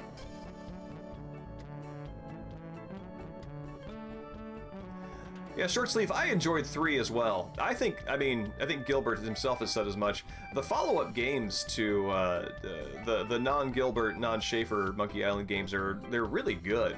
I enjoyed them. I played all of them. Every single one of them made me want to play the ones after. The only ones that I bailed on were the Telltale ones, and I actually think the reason for that was I ran out of space on my Wii, which is where I was playing them. But yeah, they're quality games. I like them quite a lot. I think they kind of I think what happened there is like they kind of found what the series vibe is, and they really sort of leaned on that and built the games out of that. And in a way, so doing, they kind of like defined what the series is. And the differences between Monkey Island 1 and Monkey Island 2 suggest, kind of in the way that a lot of like people who create series rather than continue them do, is that they're sort of re-envisioning it, re-establishing it, recreating it. And as the series becomes more sort of concretized, more fixed in its ways, that happens less. So what interests me about Return to Monkey Island is maybe what I think might upset a lot of people, which is that it will be an original creator returning to something that he made that has since become serialized, and treating it as something that he made, which is something that he actually views as a lot more flexible and a lot more open to revisiting than maybe the fans of the series do, which is actually, funnily enough, for another one of my obsessions, a sort of a thing that Hideo Kojima runs into a lot with Metal Gear, everybody being angry at each successive installment because it's not like the thing that they liked from the last one. So yeah, I think the person to whom any given created work is least sacred might be the person who created it, which runs into some interesting dynamics when you're running that up against the audience that loves it and who is responsible for that creator having a chance at revisiting it. So it's kind of a neat paradox there. Could you show me that coffin again? No problemo. Good, solid construction on this baby. Keeps out the worms while your body firms. Could you get in and show me how big it is again? Yes, sir. I know I got a trap standing here. You know, a person's coffin should reflect their station in life. If you're thinking about one of those cheaper models, first ask yourself, isn't my loved one worth the best? Can I show you anything else? And then clearly I need to put something on top of it. I really do. I dig that they made the second half of his line fire there muffled. So I gotta go. See you later. Maybe sooner than you think. 3-hour tours. What have I got? Oh no, I don't want to listen to this repeat. Likewise, very excited by that. Oh.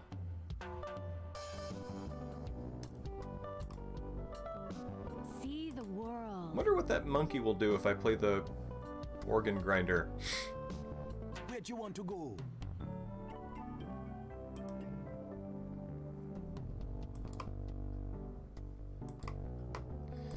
Yeah, that's also another interesting question, right? Like, what if the audience falls in love with the concessions rather than the original vision? And by adhering to the original vision, you wind up doing away with the things that made it lovable in the first place. Like, I actually find that a lot of very creative people, very high-energy creative people, work better with constrictions and restraints. Because they have to use that energy to figure out how to express themselves indirectly, and that indirect expression I find is a lot more potent than sort of like just being able to do whatever they want. That's not to say that Gilbert or Schaefer fall into that category, just to sort of describe a general trend, I think. Evening, Oblivion. It's good to meet you. How are you? Let's see how this monkey likes the grinding organ.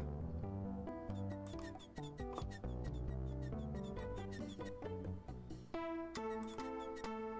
don't know how to play. Oh. Oh! Do I give it to him? Jojo already has a job.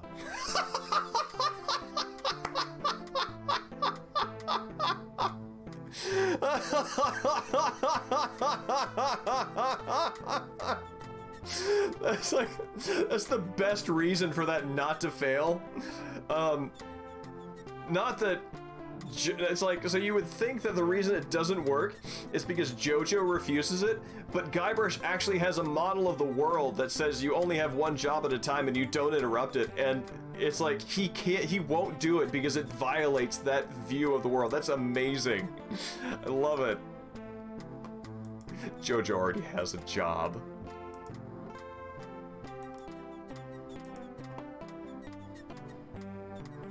Did the stream go down?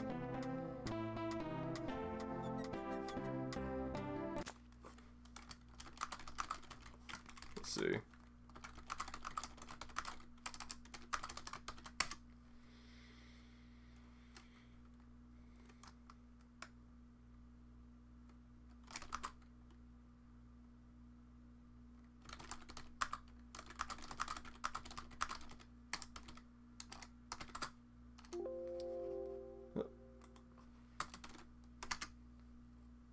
Okay, good.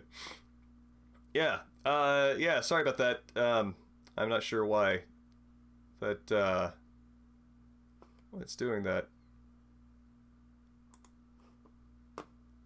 Oh, okay, dropping frames. This has been happening. Well, that's actually an old notification. Well, anyway, as long as it's back up, that's fine. And I'm recording this locally, so for the YouTube VOD, I'll use that as the reference.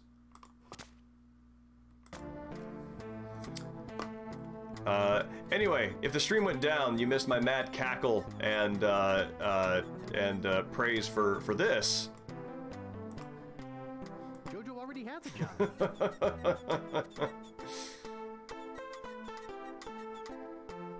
Which is, yeah, I love that. I love that that's the reason.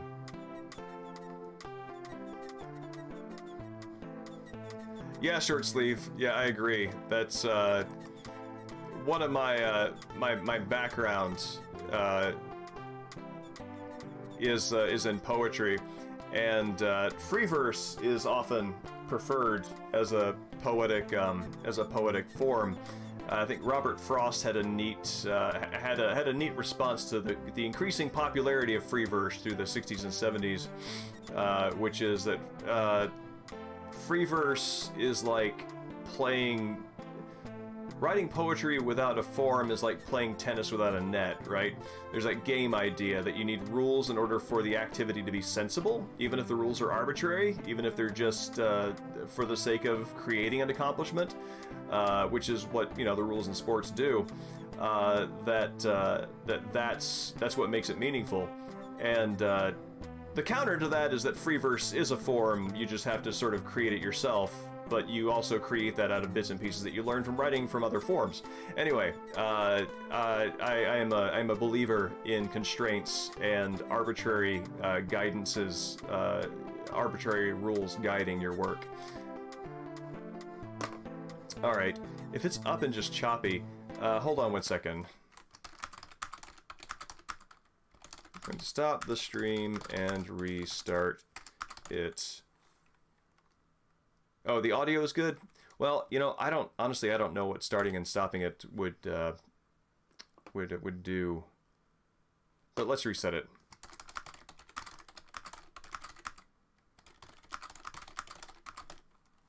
Nope.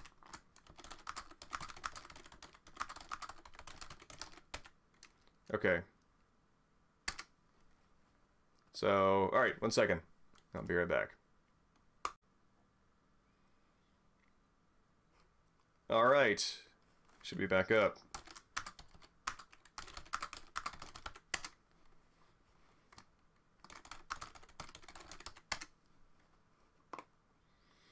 The downside to doing this is the last time I tried doing this, it was a problem that the original connection was actually the better one. So cutting the stream and then restarting it, cutting the stream and then restarting it actually made it worse. So we'll see how this goes.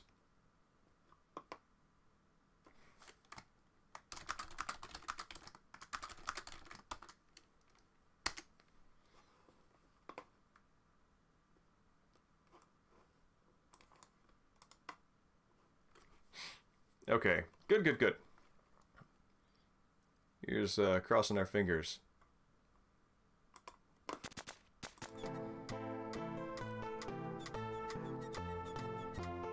Awesome.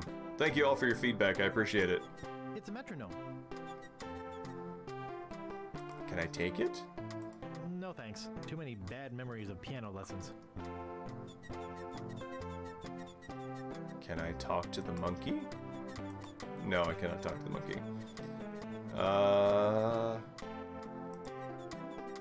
don't want to hurt him. I don't want to hurt him. Give banana to Jojo. Hey, don't bug the monkey.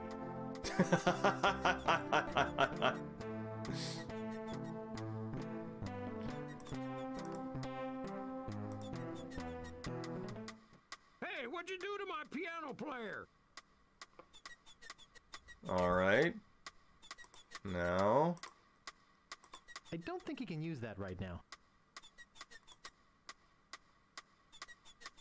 Wow, the monkey's just hypnotized. He's cute. Excuse me. Yeah, boy? I think, I mean, whenever there's a monkey as part of a joke, I am always, it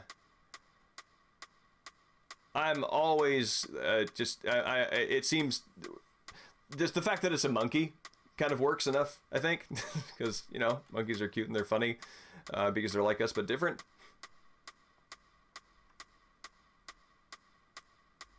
Nice place you have here. Well, see ya. Do I... No thanks. Too many bad memories of piano lessons. Can I talk to Jojo? No, I cannot. Can I use the I don't know organ? how to play.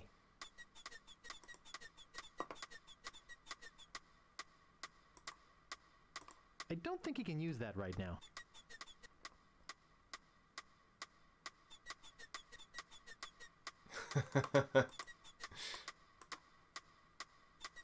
I've got 2 map pieces, and one of them is supposed to be in the cemetery, and I thought to myself, well, you know, maybe I need to get, because all the crypts are locked, so it's probably in a crypt, so maybe I need to get buried. So I thought I'd fake my own death and use a coffin to get buried in there, but that didn't I can't get into a coffin, but Stan keeps getting into a coffin.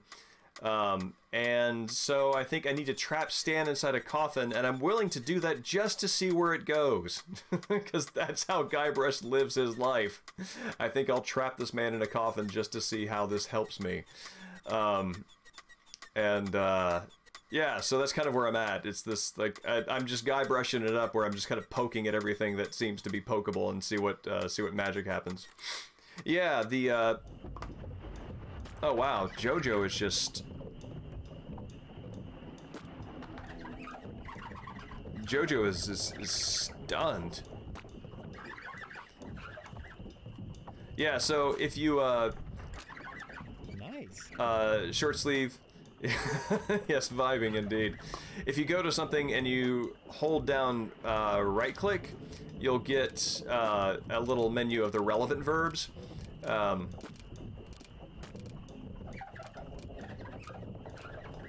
And I'm not sure. No thanks. Too many bad memories of piano lessons. I think there's a way of getting the full full verb list up here. I'm actually curious. Let's see. Cursor. Bring up inventory. Inventory selected like that. H key. Okay. So, yeah, so this is interesting, and it's an interesting consequence of streamlining the controls in this special edition, because by assigning only the relevant activities to right click, you don't have the option easily to do unnecessary things to a selectable object. And so that actually cuts out the likelihood of getting those like special joke reject, you know, I can't do this options. So that's interesting. It streamlines it, makes solving the puzzles easier, but it takes out some of the pleasure of screwing up, which I think is where one of the things that I think Monkey Island did uniquely well in this genre of games for this period of time is you spend so much time bumbling around, like in the King's Quest games and the like, that it gets frustrating because bumbling around, if it just results in being told no, that's not very fun. So when you reward screwing up, then you're no longer being told no, you're being told, okay, here's a different kind of yes. It's not the one that maybe you were looking for, but it's one that's going to be interesting nonetheless, and that's a success for the player. Anyway, so I think that by taking away the ability to screw up, or making screwing up harder, I think that it might diminish a little bit of what makes the game special.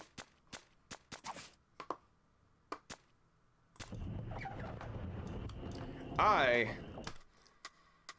am always a fan of breaking things because it's fun. But maybe that's game dev brain, right? I think that you have to love things being broken or breaking things on some level if you're going to make video games. Alright, so, well, JoJo's there. Yeah, pulling a Guybrush. Actually, yeah, Mexican Sting, that sounds like that's in the category of idioms that we were talking about earlier. Things that don't really exist, but you kind of know what it means based on the way that it's used. What? Go ahead and take my entertainment. Thanks for nothing, buddy. He just fixed in place and just grabbed him by the tail. And again, I apparently have one really large pocket that is dog-sized, giant monkey head-sized, or actual monkey-sized. What is... He's cute. Alright, that stands to reason. So I got a monkey now.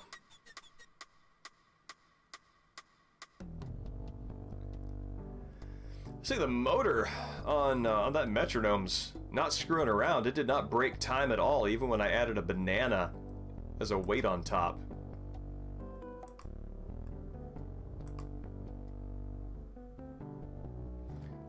I really love the hum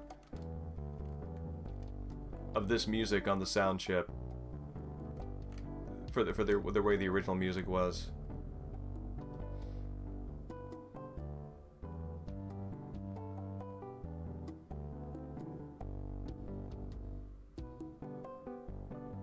Which I think comes out particularly in the bass. It's very nice. Alright, I don't think this will work, but that's not going to stop me from trying. Where do you want to go? Let's see. Here we go. Take a shot at...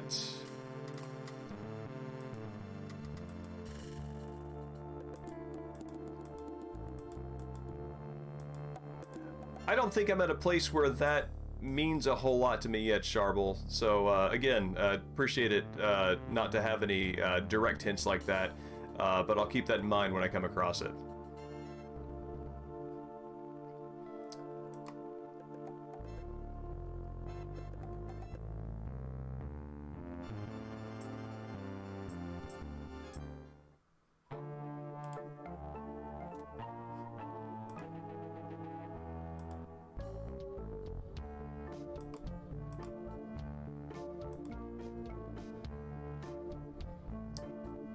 One of the most bizarre NPCs in either of these games.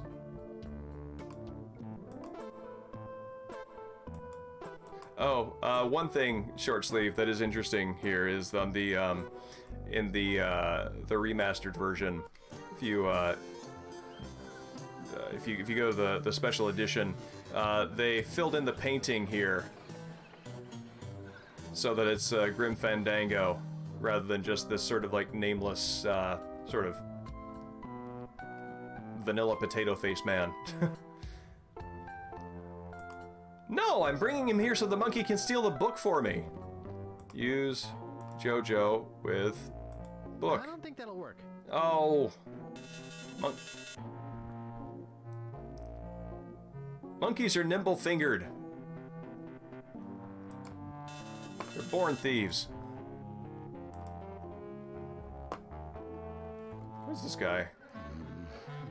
Oh, that's just kind of a beard and hair that resembles the beard.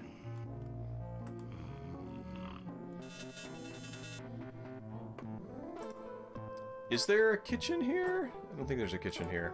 Nice. Oh, this is a nice couch.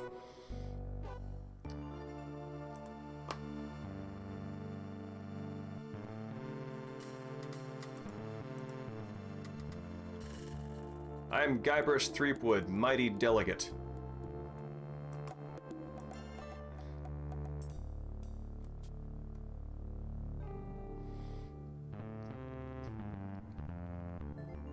Alright, I never made it over here yet.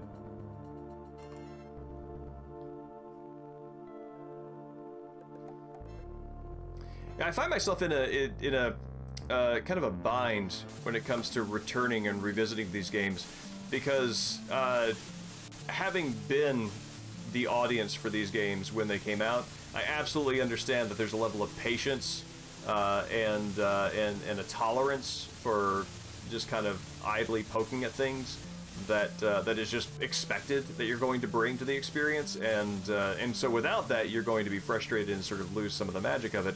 At the same time, I'm also no longer that person, and we no longer make games like that, so that muscle is a little weaker, and it makes it a little bit more difficult to revisit. Yeah, the governor's disturbing. That is for sure. Very picturesque. I don't think that'll work. Yeah, I don't know what what that would accomplish, frankly.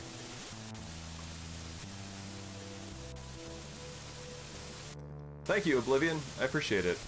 What's this doing in a pirate game? Is he a monkey wrench?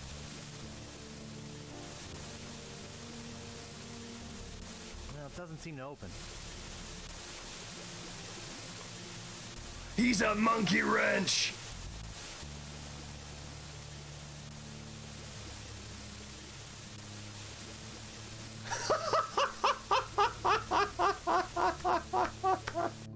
That's ridiculous.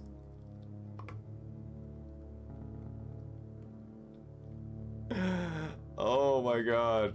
No, yeah, I just looked at it and I was like, I need a wrench, and then I saw JoJo's hands like that and I was like, oh, looks like a wrench, a monkey wrench. That's great. Okay, so yeah, that's all that was holding it together. It wasn't. Oh, that's interesting. So again, just to hammer the point home about the amusement park thing, you know, majestic, picturesque sequences like at Disneyland or something like that, completely fabricated and supported with civic engineering, and here you have it.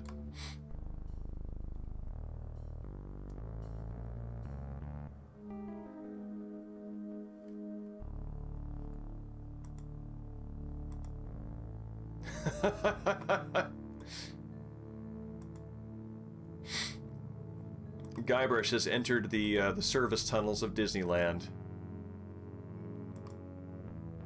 Oh, this is taking me under the water to the island. Cool.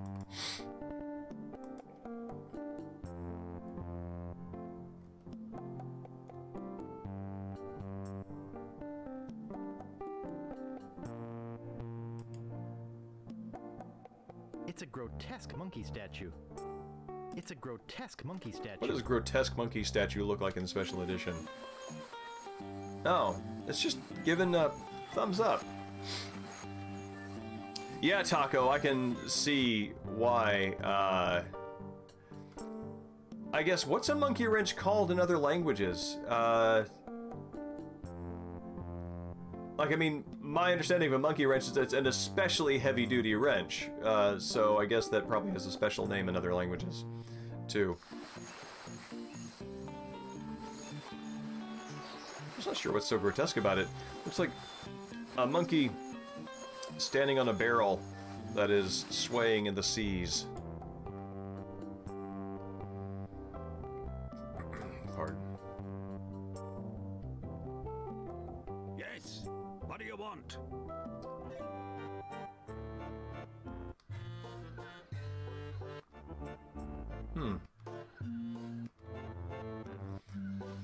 That's interesting. This is something I was thinking about today, and I'm wondering how they made the mapped locations of the new characters match the special edition ones, and basically both games are going at the same time. Like, this is a really interesting feat to me, to have them both available like this.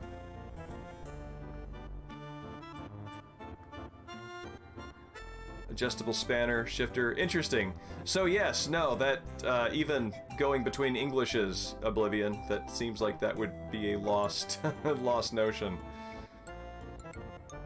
Of course. I'm selling these fine leather jackets. What do you really want? God, no one ever believes me. I'm looking for a map. I knew it. Look, kid, I'm sick of you would-be treasure hunters coming over here. I just inherited this house 2 months ago, and every single day, all I've heard is rap, tap, tap. Do you have a treasure here? Why can't you people just go away and leave a retired pirate in peace? I say the voice matches the character quite well in this. The casting in this and the direction is really quite nice. I feel like it lines up well with each character's moment. Please? No. I don't think I've played Broken Sword. Pretty please? I said no. Aw. And at least 2 other locations, they've given a really deep rabbit hole for Guybrush pleading, wheedling, and begging. I won't touch anything. Leave me alone. All I want to do is come in for a minute. I'm tired of being hassled.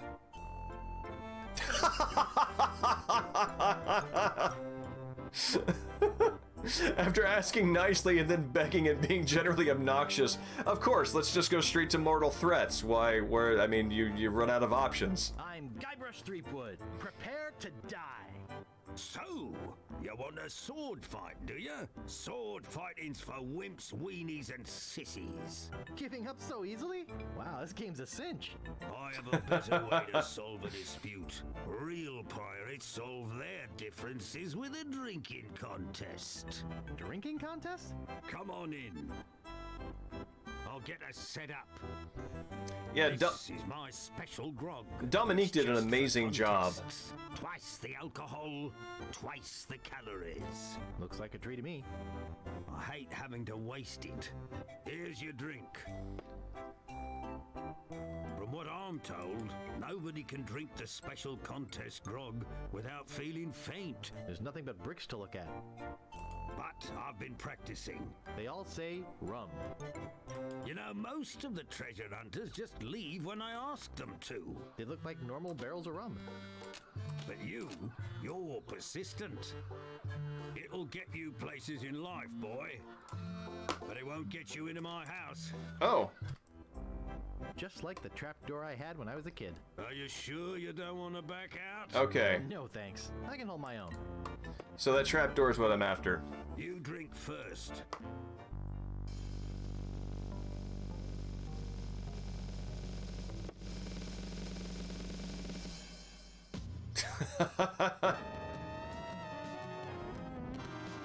Wow, he's having a Mad Marge moment. Typical.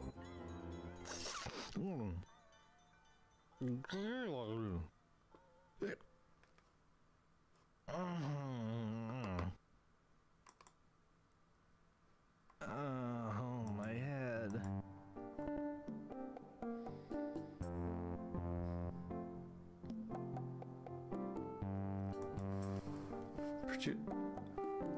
Oh, interesting, Taco. Like the shopkeeper in Resident Evil 8.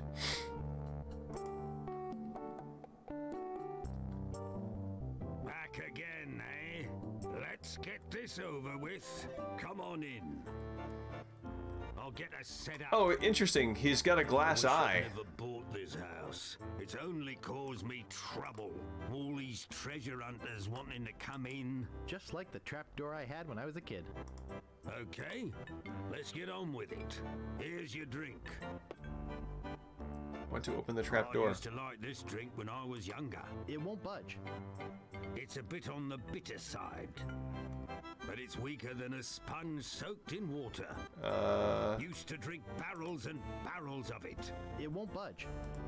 Then I realized that I relied on it to get up in the morning. I don't think that'll work. My next drink of choice was rum. Are you sure you don't want to back out? No thanks. I'm a pro. You drink first.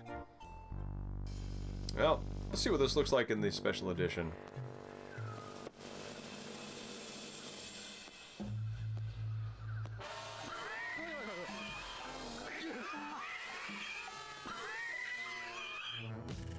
He's too young to drink anyway. Alright, let's see what this cave gives us. Oh, my head. I'm too short. I'm too short.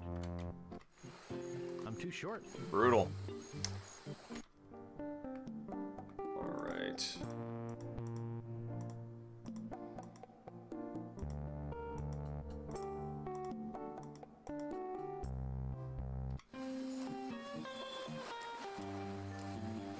This is one quality of life feature that the special edition has that I do like quite a lot. If you hold down left and right mouse button, interactable objects will glow. It takes away the pixel hunty aspect of solving a lot of these puzzles.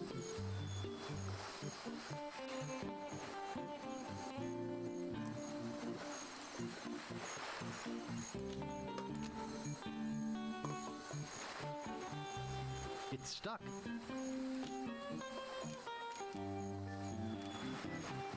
Yeah, there we go. It's stuck. I don't want to be a peeping Tom.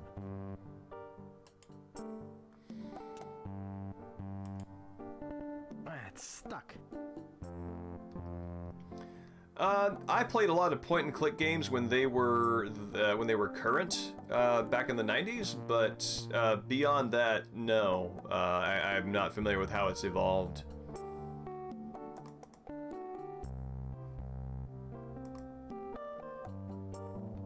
Back again, eh? Let's get this over with. Come on in. I'll get us set up. I wish I'd never bought this house. It's only caused me trouble. Okay, I can open All that. these treasure hunters wanting to come in. But I guess you want to go through with this. Here's your drink. I used to like this drink when I was younger. What are my verbs It's here? sharper than a forked tongue, but it's stronger than a mule team. It won't budge. Used to drink barrels and Yeah, barrels Telltale of it. brought I came to my senses. the That was genre. when I took up rum. Are you sure you don't want to back out? To another level. I'll be fine. That's how I'm going to finish that You sentence. drink first. He's got that twitchy. It's interesting. He's got a twitchy leg there.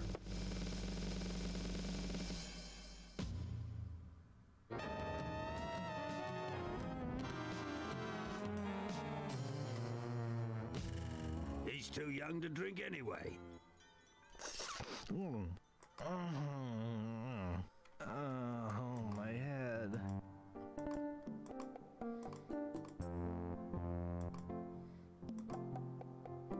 Yeah, imagine there's a version of this where Guybrush just drinks so much that he finally increases his tolerance and he wins. Evening, Dream Bomb. It's good to see you.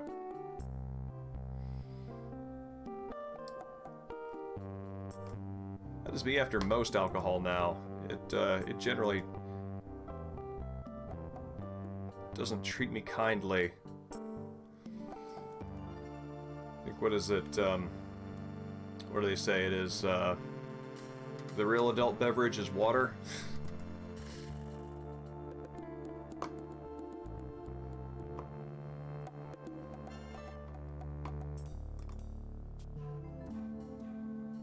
Oh, cool, I can just walk across now.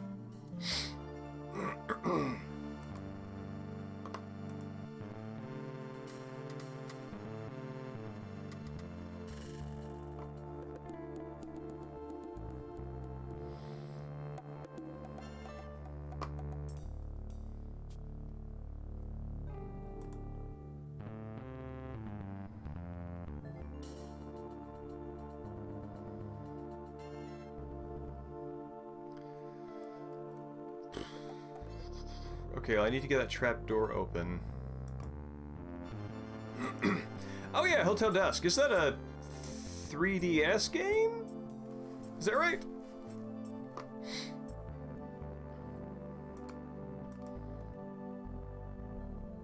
DS. Yeah. Where'd you want to go? I would be up for that. You know, I always prefer to play on original hardware, but I like to be as above table as possible if I can with owning stuff and emulating it. If it's just not possible to get it, and if it's like something like Kuon, right, which is like $400 used, no, I'll be happily emulate that.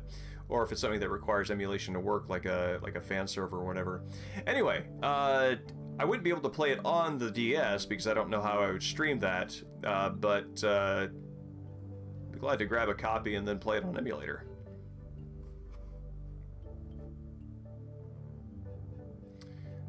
I do love me some original hardware, if I can.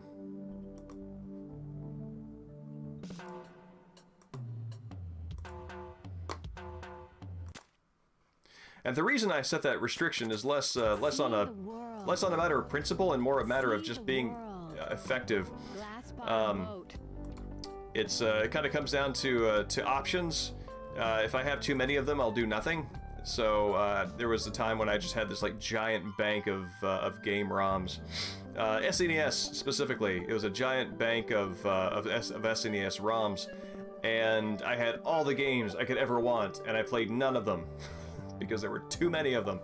And so I found that, you know, within reason, if I make a point of trying to get a physical copy of a game that I want to play on emulation because that makes more sense, then that makes it more likely that I will actually play it. So yeah, it's not like a principle thing, and it's more of a especially for the used games market, which doesn't feed back into developer bank accounts. But it's just more a matter of getting myself motivated to actually do the thing.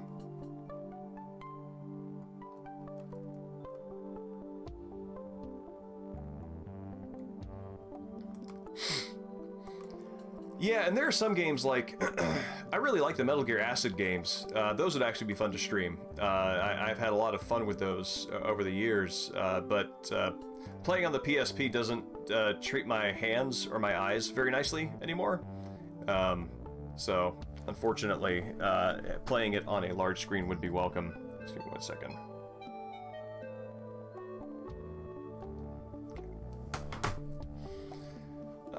Okay. Cemetery and Scab Island. Yes. Alright, you know what? We're gonna do this. This is... No, wait. Go to Fat Island. I haven't jumped into PSP emulation. Where'd you want to go?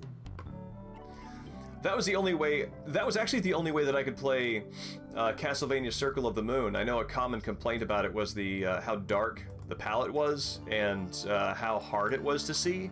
That was absolutely my problem, and I found it unplayable on original hardware.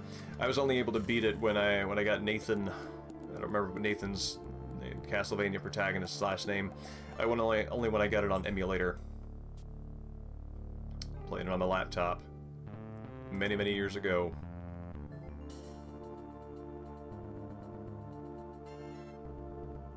Oh, that's cool. See, yeah, I really like... I love games that take advantage of unique hardware features like that. Which... Oh, that's interesting. They, if you look at Guybrush's character on the load screen, they do that sort of airbrushy thing. I don't know what it's called, but where they take it's a pixelated game and they sort of make it all smooth. Oh, I guess it already loaded, so it's not going to happen again.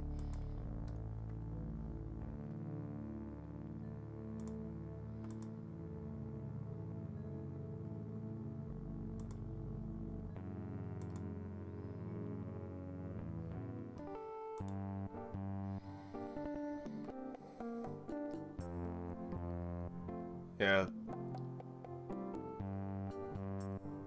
Let's see.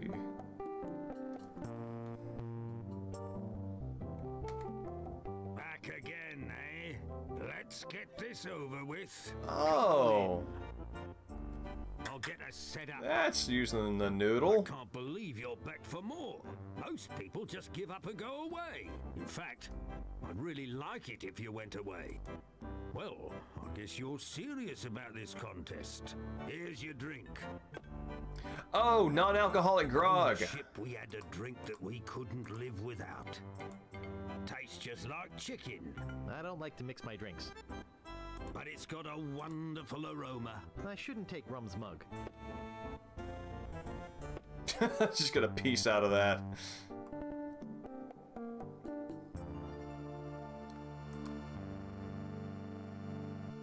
Oh, neat. His character went here, then beep. Where'd you want to go? Wait, yes. We can't here. go there, man. That's the Forbidden Pentagon. All sorts of forbidden geometries in these here waters.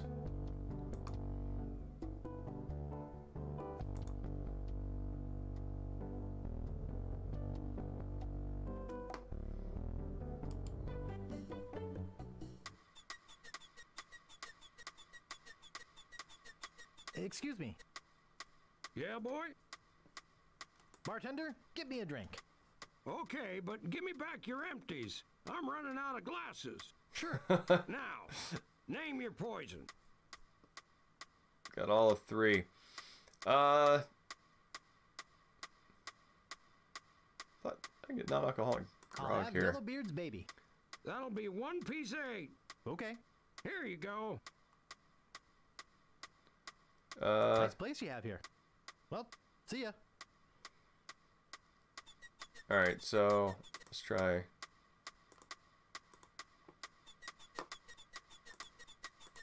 I think I should save this for later. I'd like to show Elaine how far I can loogie. And that's why he's single. That's why he's single. Ugh. It's an acquired taste.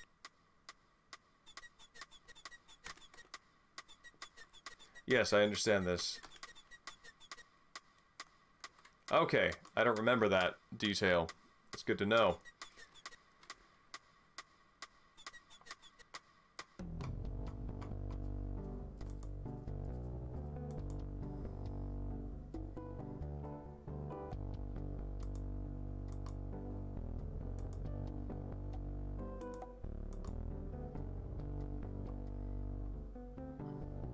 Yeah, I think I might have been talking when that happened.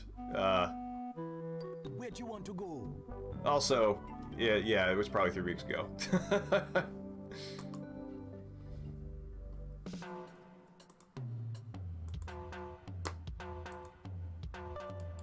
Last day before I leave for Fat Island. Are you the same Kate who bought all the near grog at the Bloody Lip? Yeah, and you can't have any of it, so don't ask.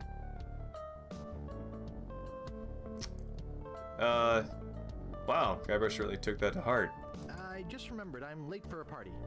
You and everybody else on this island. If you need a ship, you know where to find me. Check it out! Could I have one of those leaflets? Hey, these things cost money. I just remembered I'm late for a party. You and everybody else on this island. If you need a ship, you know where to find me. Thank you, TJ. I appreciate it. Sunken galleons. Check it out. Cruises. Sightseeing. Oh, I already did that. Last day before I already did that. Fat Island. Sunken galleons. I already did it. Cruises. Puzzle's been solved. Let's see. Well, this is actually a pretty good time probably to call it for the night. It's about 11:40 here, and that's kind of late for a school night. So, just chartered ships all the way down, right? So this might be, but yeah, this would be a good place to call it for the night. I will be picking this back up. There we go. Make sure we don't lose it. I'm gonna pick this back up on Wednesday of next week. Typically, starting times tend to be around 8:30 to 9 p.m. Pacific time. Yeah, I know. I'm getting tired. It's been a long day, and I'm starting to fade a little bit. So, unfortunately, I'm having a great time with y'all. And if you come back next week, we'll pick it right back up here. And yeah, also, if anybody is into it, SGDQ is ongoing right now, and it's a great time, and they're going to be doing Devil May Cry soon. So, yeah. And Sharble, Oblivion, it's great to meet y'all, and TJ, good to see you again, and also, of course, to all the regular folks. So, yeah, y'all have a great night. Oh, wait, I have to use this program to close it out.